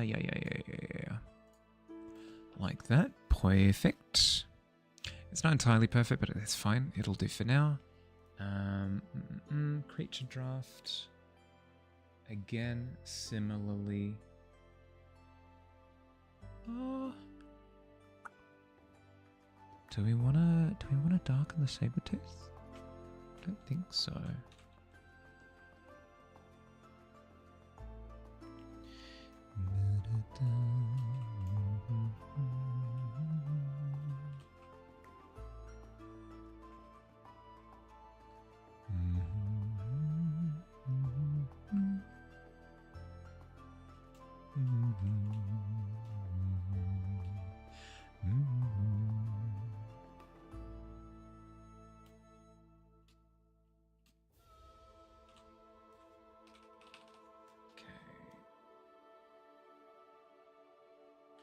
further back out.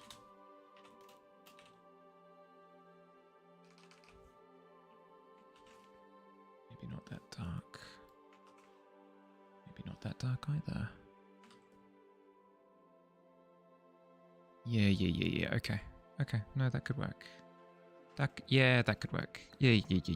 Okay, I'm happy to lock that in. And then I start on the proper. I'll set that all in a folder. In you go. Nice. We'll call this draft. Perfect. And a new layer on top. How is this going to work? Is it ground?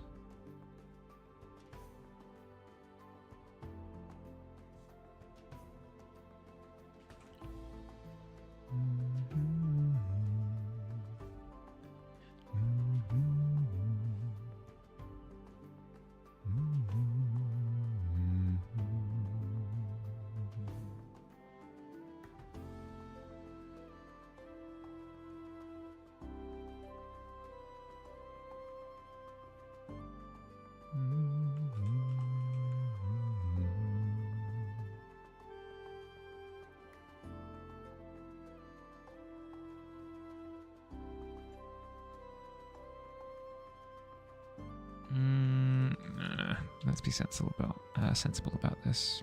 Let's get rid of the draft folder. Oops. That apparently clear. Ooh. Oh, it treats it all as. How do I delete just the folder? Do I have to pull everything out of the folder and then delete it? That's hilarious. Okay, sure.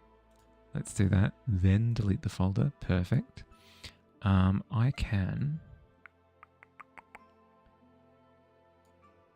chuck that in there, in between. Okay.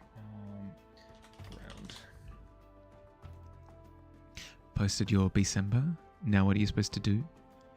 Ooh, have no purpose. That's not true.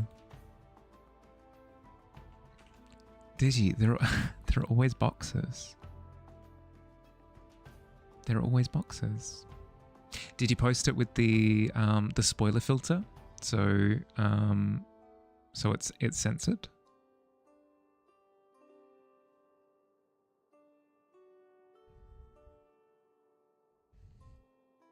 I'm just preemptively checking because I know that Billy will.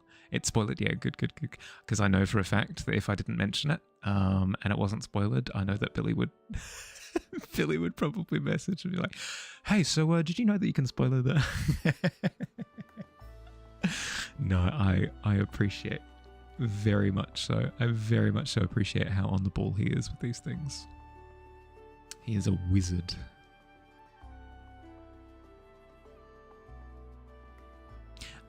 As I said, Digi, within the next week or so, I'll be looking to upgrade the questing system. I'll let you know as soon as that upgraded version is live, okay? You'll draw boxes? Hell yeah. Hell yeah.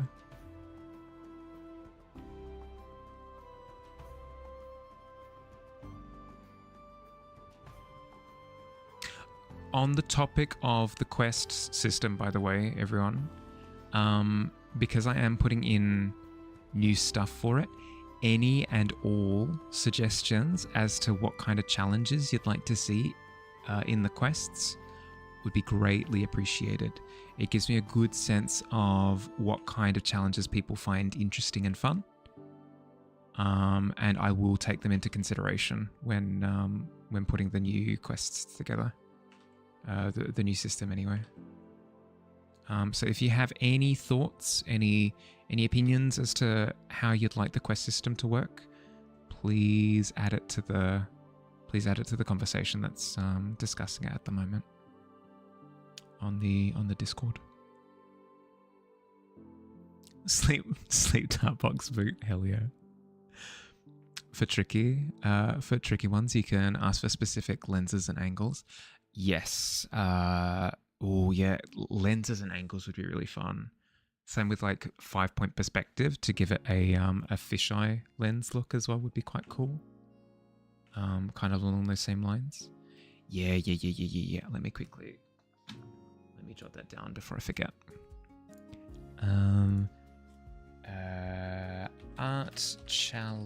Art quests. Different angles and lenses. Okay.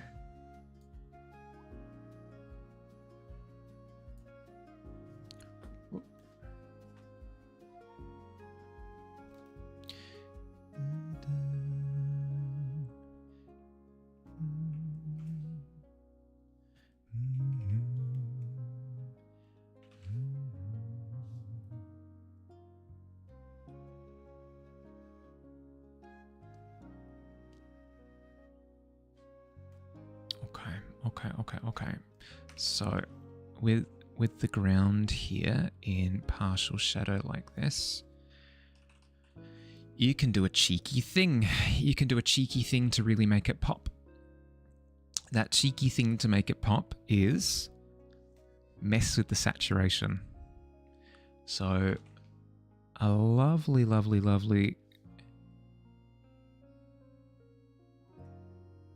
basic way of looking at it is where you've got intense amounts of light, you can't have color because it's getting washed out by the light. You can't have color because it's being washed out by the light. So the brighter it gets, the less color that you have. And then the same thing with shadows. The darker it gets, the less you can make out the color, you know, because it's all being washed out by the shadow. But then what happens is where the two intersect, where the two meet, you kind of have a little burst of color. Not because anything magical happens. It's not like magic laser color go blast. It's more that it's kind of just it's the Goldilocks zone. It's the Goldilocks zone between the light and the shadow, where your eye can make out all of the color. Like it's well illuminated enough where you can make out the color, but not so light. And it's dark enough where you can make out the color, but it's not so dark, you know? So I'll be trying to do a little bit of that with this piece, I think. Should be easy enough to do. I think you figured out that for you really like a challenge subject and conditions, not challenging restrictions to technique. Use only straight. Fair, okay.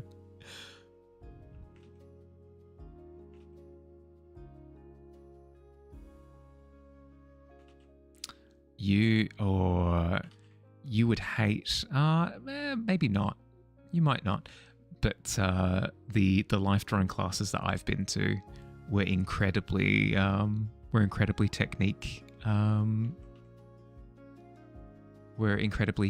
messy, if that makes sense. Like they insisted on, what were they? There was paint the subject whilst looking only at the subject. You're not allowed to look at your canvas. That was the do it in with a single line. There was quickly sketch the subject in 5 seconds. A whole bunch along those lines. I reckon you would have despised it.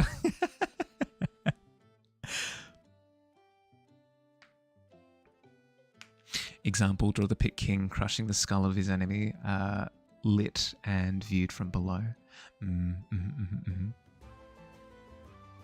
So as you've said, it specifies the subject a little bit more rather than the technique. You like a quick sketch? Yeah, okay. Would you like a quick sketch as one of the quests? Or is there a distinct difference between something you enjoy as an exercise versus what you want the quests to be?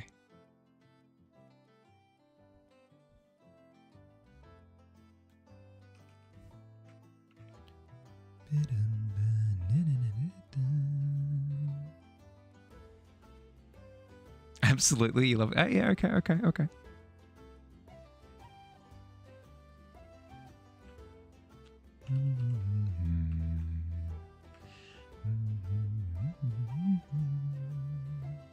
You like subject prompts that aren't too specific, because otherwise you get really picky.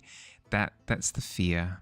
That's the fear, is that if I lean too far in one direction, then it alienates people in the other direction.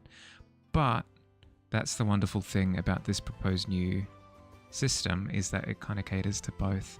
It's seeming less and less like difficulty level, though, is the only thing. It's seeming less and less about difficulty and more about the nature of the challenge. Does that make sense? Like what the challenge is, if yeah.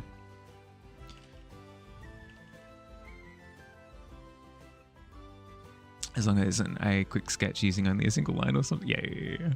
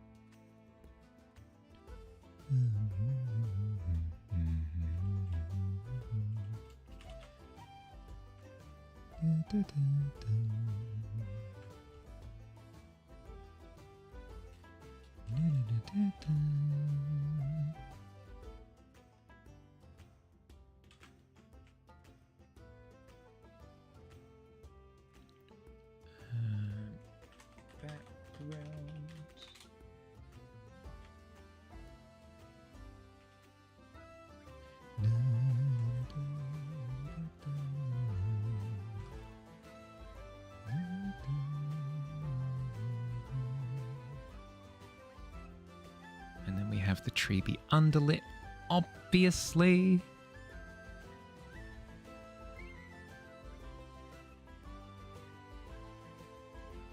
Just say you hate whimsy.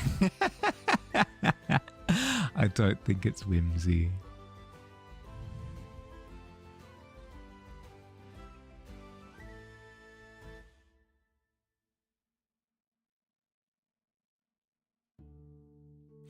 I think Digi just likes the like the amount of control that developed art skills kind of gives him with developing an image, and to kind of be asked to throw that out the window feels rude. No, I get that. It's like, why am I being told to play in this way? You know.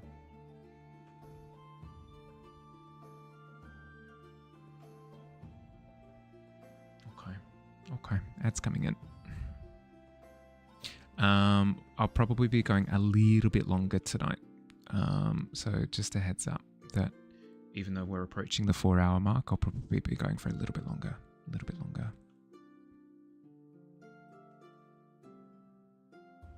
Thank you for patience with waiting out the ads, or not waiting out the ads for those lucky enough to dodge them. I'll see you soon.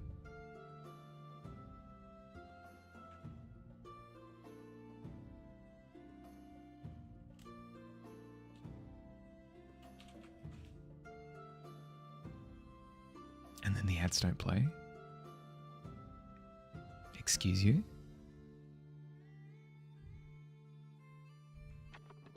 There they are.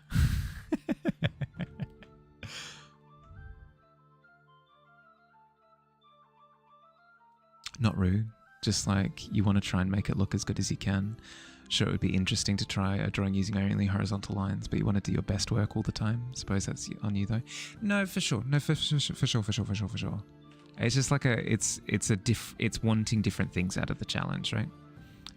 Because some artists like challenges that get them to approach art differently, and other artists go like, no, like I figured out the way that I enjoy approaching art. I would like to do my best now, please. That's completely fair.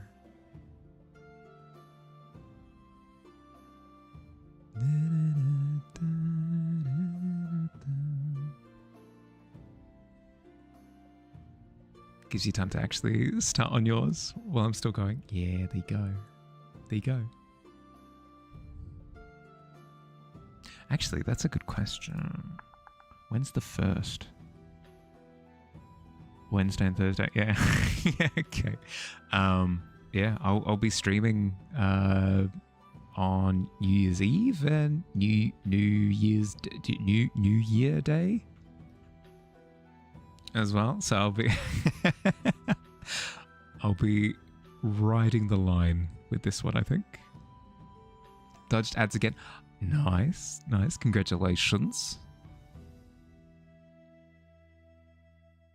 I've said it a million times. If I could turn off ads just completely, I absolutely would. But unfortunately, they are required for all of the bells and whistles. Point redeems, subscriptions, emotes, all that jazz are all tied into ads, unfortunately. Slowly sipping your caffeinated drink to hopefully wake up. You got this. I believe in you. But if anyone posts a box, you'll double it. Boxes for boxes. Hell yeah. I'm gonna take you up on that offer one of these days. Heck, for the warm up tomorrow. For the warm up tomorrow, I'll do boxes. Okay.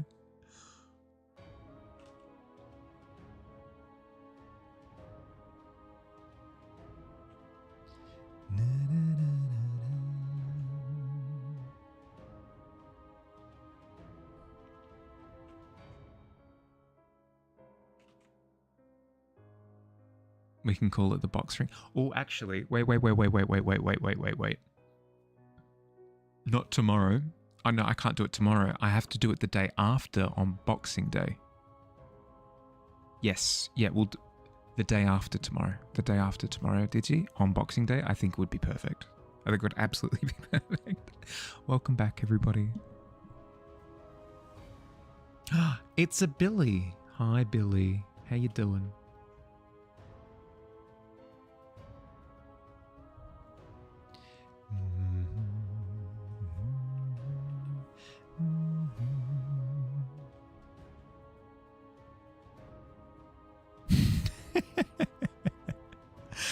I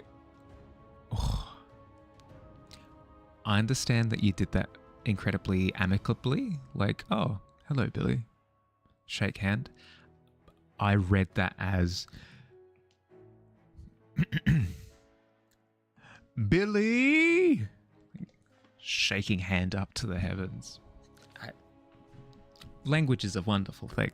Language is a wonderful thing. Multiple interpretations.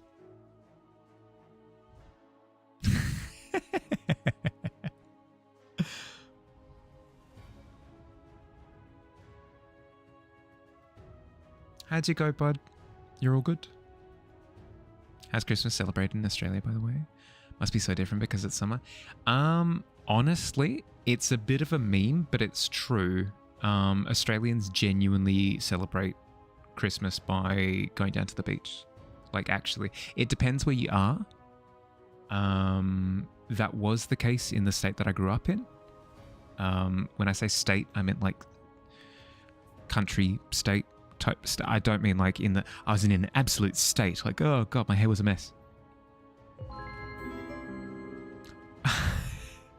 Gamer Grit 321, thank you for the follow. Welcome to the Tavern. How you doing? But yeah, Australian Christmas, depending where you are, is celebrated at the beach. An Australian Christmas barbecue is a thing, is absolutely a thing as well. Yeah, no, incredibly different. Incredibly different to what you see in the movies, yeah. With alcohol, true. With alcohol too. Why do you feel the sudden urge to buy a Mini Cooper? Who's to say? What am I working on? I'm working on Beast Sember, baby. I got time. It's the Incredibles meme where it's the line. It's the thing where at the start of the movie where he's running late for his wedding. That's me. I got time. What does Santa wear? Be sweaty and standard. Santa is lit. It sounds like I'm making it up. It's not true. Santa is often depicted in Australia in shorts, a Hawaiian shirt, and sunglasses. Very much so still Santa, but yeah, no, it's a thing. It's honestly a thing.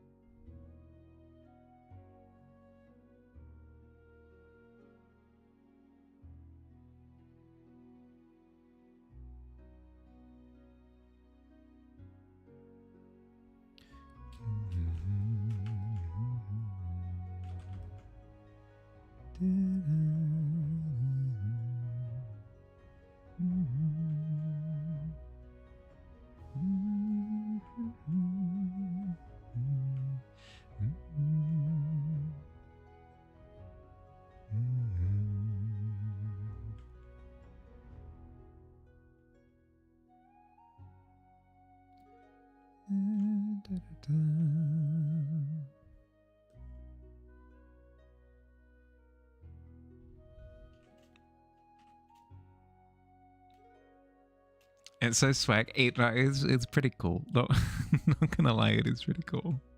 I do like the personality that Australia tends to have.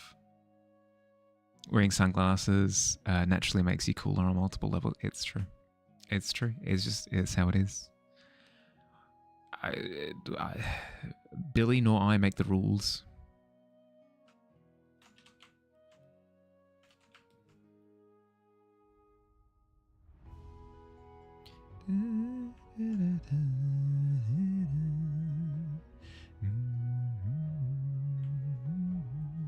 I'm so... this is going to sound like complaining. It's not. I swear. I swear on my life it's not complaining. The feeling of going back to organic shapes is so satisfying. I can't explain the satisfaction of being able to just mold a landscape instead of having to worry about how the boxes intersect with the other boxes.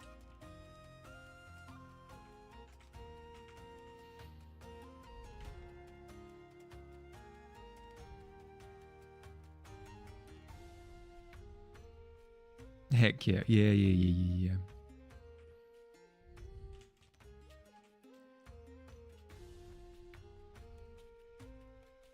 I'll never complain about anything ever again, I swear.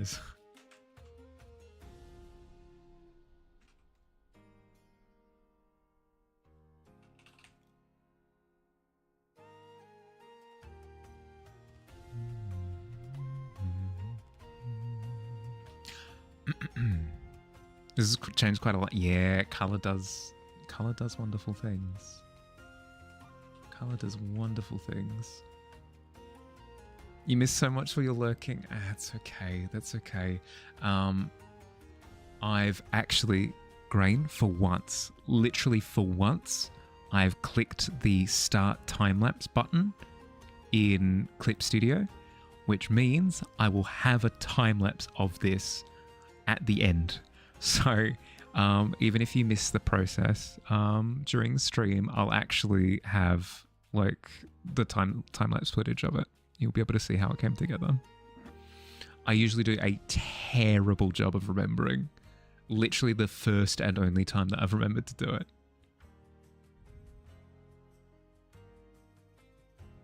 Oh, actually. Oh, this is so cheeky. This is... forgive me. Forgive me. I'm gonna inquire. I can't force you guys to do anything. I'm going to inquire. Would you guys be able to, when you first jump into stream, if stream is starting up, just tell me to run ads? It's so rude. It's so rude. I should be able to just do it by myself. It would help immensely, though. It would be an insane help. But yeah. Made the bot do this? Yeah. But, like... But I don't want the bot to do it. Because I don't trust it. Procreate does automatically for you. Yeah. I think it could do it automatically with CSP as well, but I don't want it to necessarily all the time. Take an excuse to yell at me. Either make it run ads or make it type in chat. Well, that's the thing, is it's been incredibly inconsistent. It's been incredibly inconsistent, so I don't like the idea of... Because today, it forgot to run the first amount of ads. So I don't trust it with anything at the moment. Problem is, you're currently waking up to... that's all good, all good.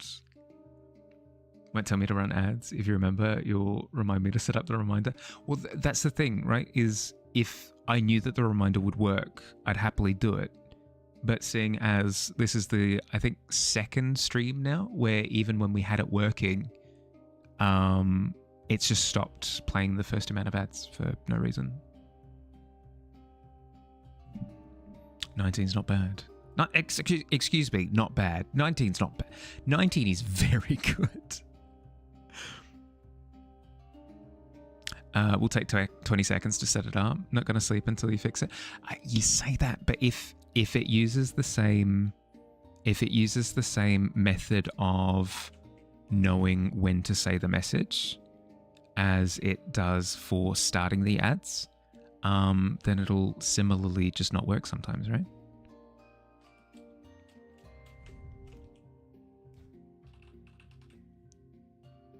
If it uses the same trigger.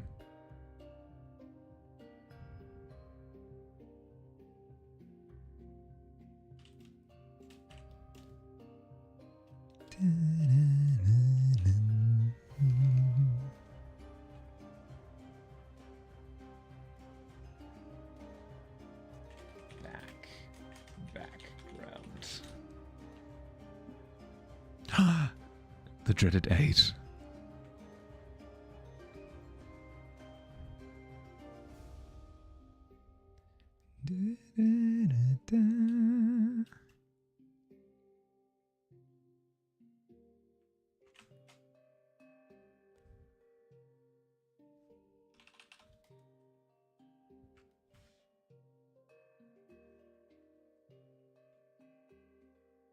At least it's not that one. True.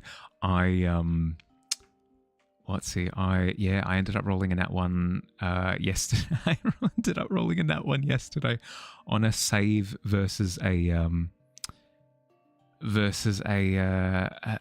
creature that was trying to put exhaustion levels on me. It was heckin' rude.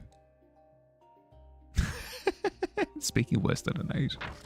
Why didn't you stick with your 19, Pretender?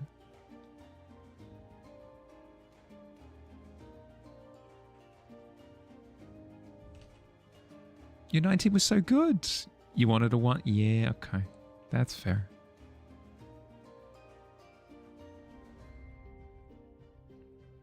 Yeah, Dave, our lovable little furball guy, he did not have a good time. He did not have a good time yesterday. Let's see.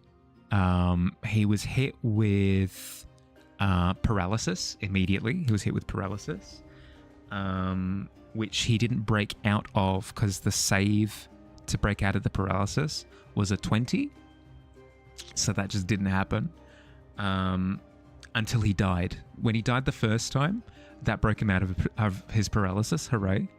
There was that. He was kicked unconscious again.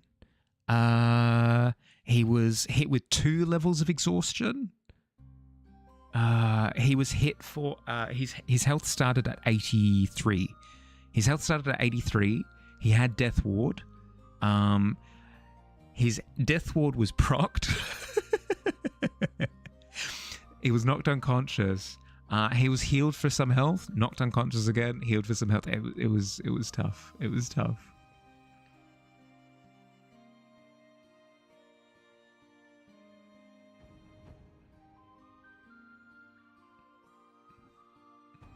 And then the cooldown kicks in. No. The bot's still up. It just it's got a minute cooldown.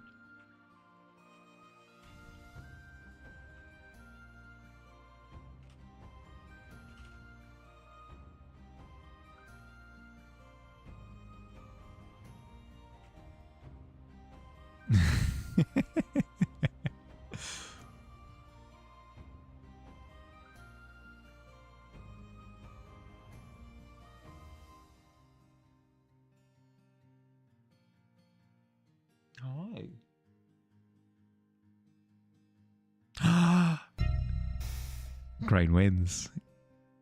Grain wins the race to the bottom. Literally. Literally into the pit. Glorious.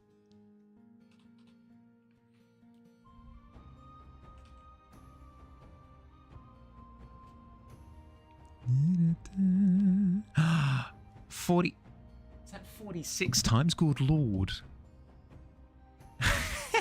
Automod, why are you snagging that?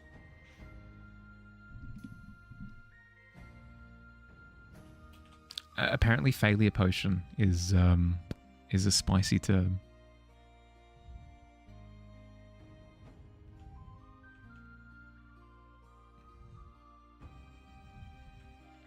How you doing, Ghoulie?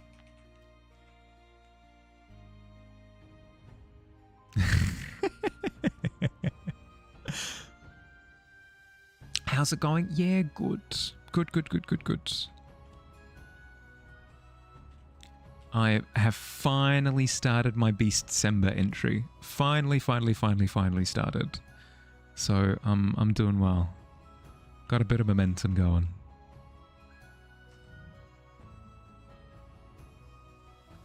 Really? Oh, is it bedtime? It is bedtime. Hi, Goblin. Everyone say hello, Goblin. Hi, Goblin.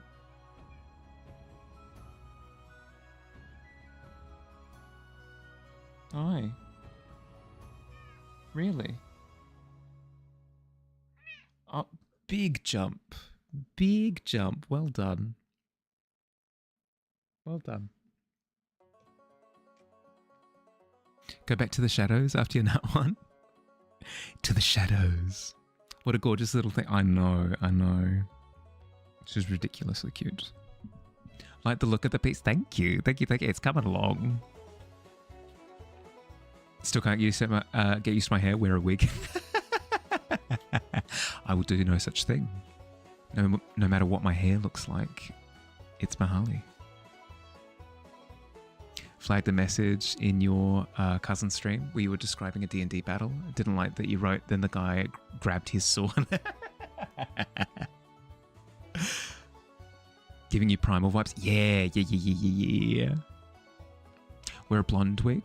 Become a blonde Mahali for a day. As fabulous as I would look, I decline the offer.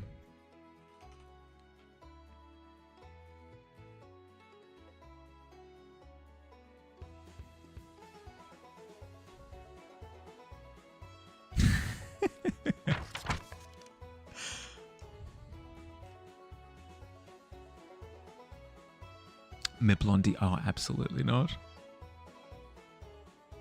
You've posted Box, but Digi Box hasn't posted yet. Isn't it Box for Box? I mean, I'm happy to receive Box, but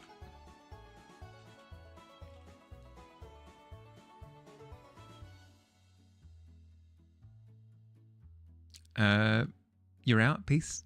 Catch you, bud. Catch ya. I visited your mum yesterday and your cat was really talkative. Gonna see him again tonight? Oh, yes. Hello, Gremlin. Almost ending anyways. Yeah, we'll be wrapping up pretty soon.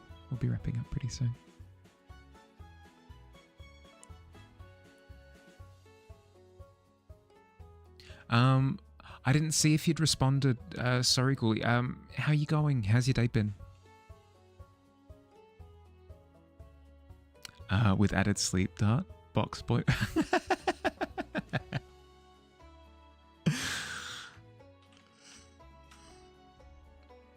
Sleep Dart Box Boot is very much so one of those like, you say that you were playing a game. I don't believe you. What's that name? What's the name of this game that you were playing? Sleep Dart Box Boot?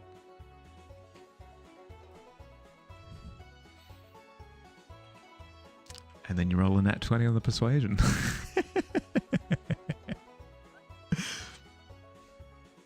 71. Good Lord, Fire. How you doing? Welcome. How'd stream go? How'd you do?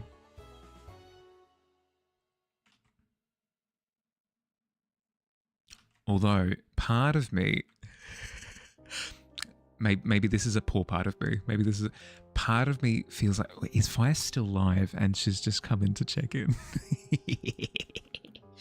Twitch.tv.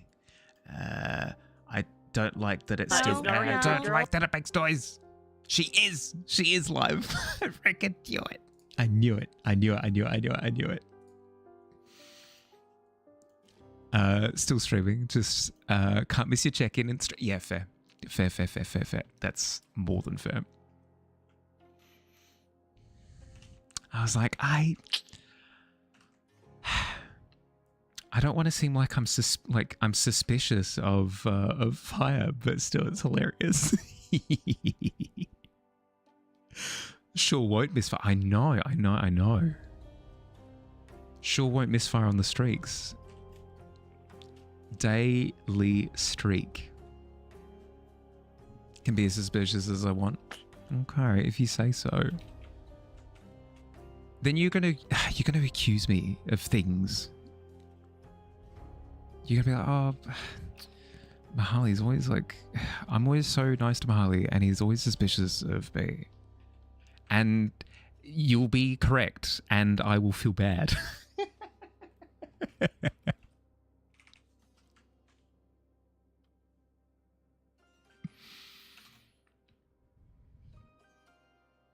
How you doing, Biz? How's your week been, bud? Lucky. Yeah. All good. Enjoy.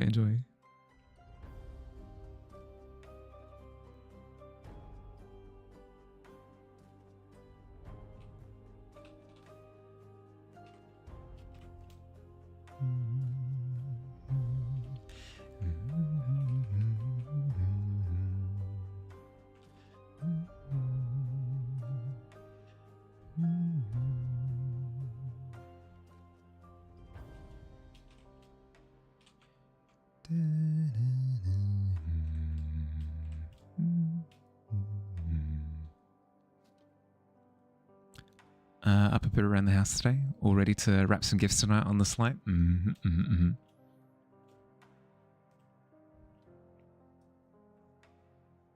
A bit of scarecrow fear gas throughout the house to knock everybody out. Yep.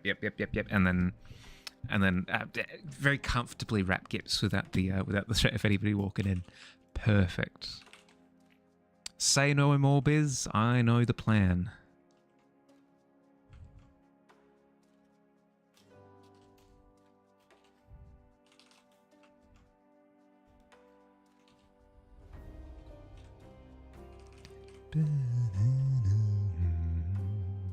Chloroform demister works a charm.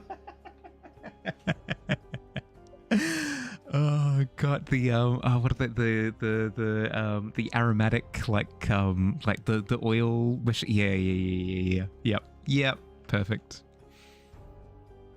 It really helps with my breathing, you know, it clears out my sinuses and knocks me out like a light when I need it.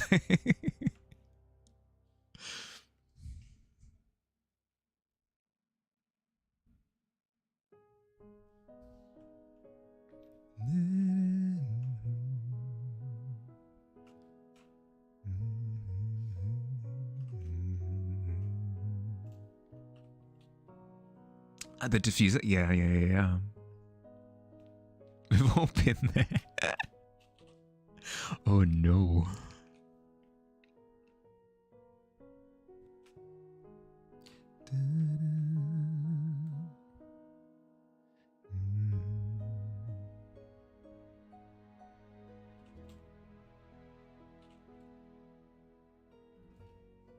If you haven't been knocked out by the scarecrow with fear gas, what are you doing? What are you doing with your life, you know? You haven't lived.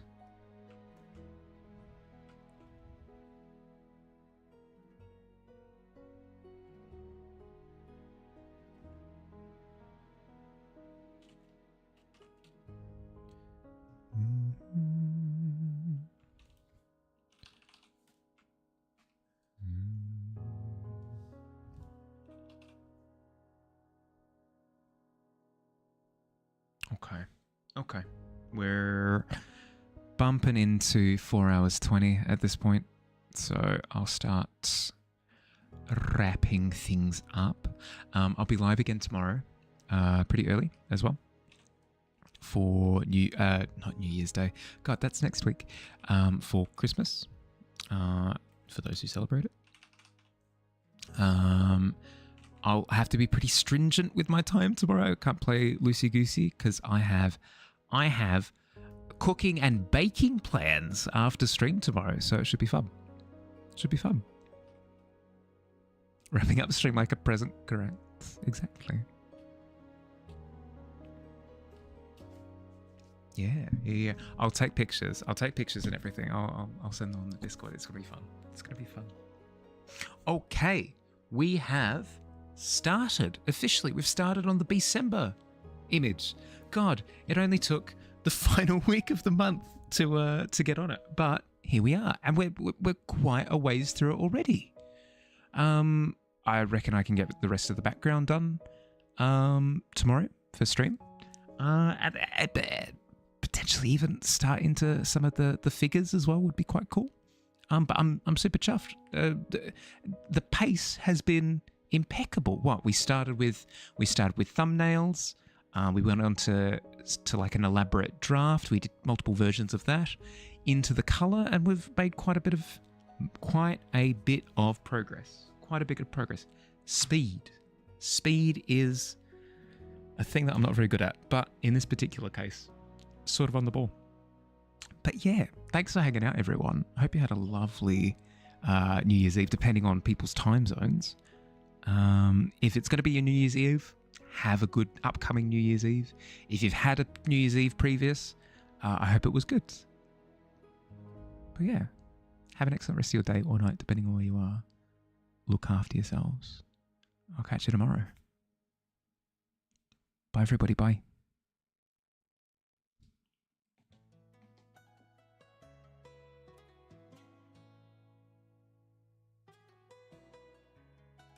Breaking Christmas Eve, yes.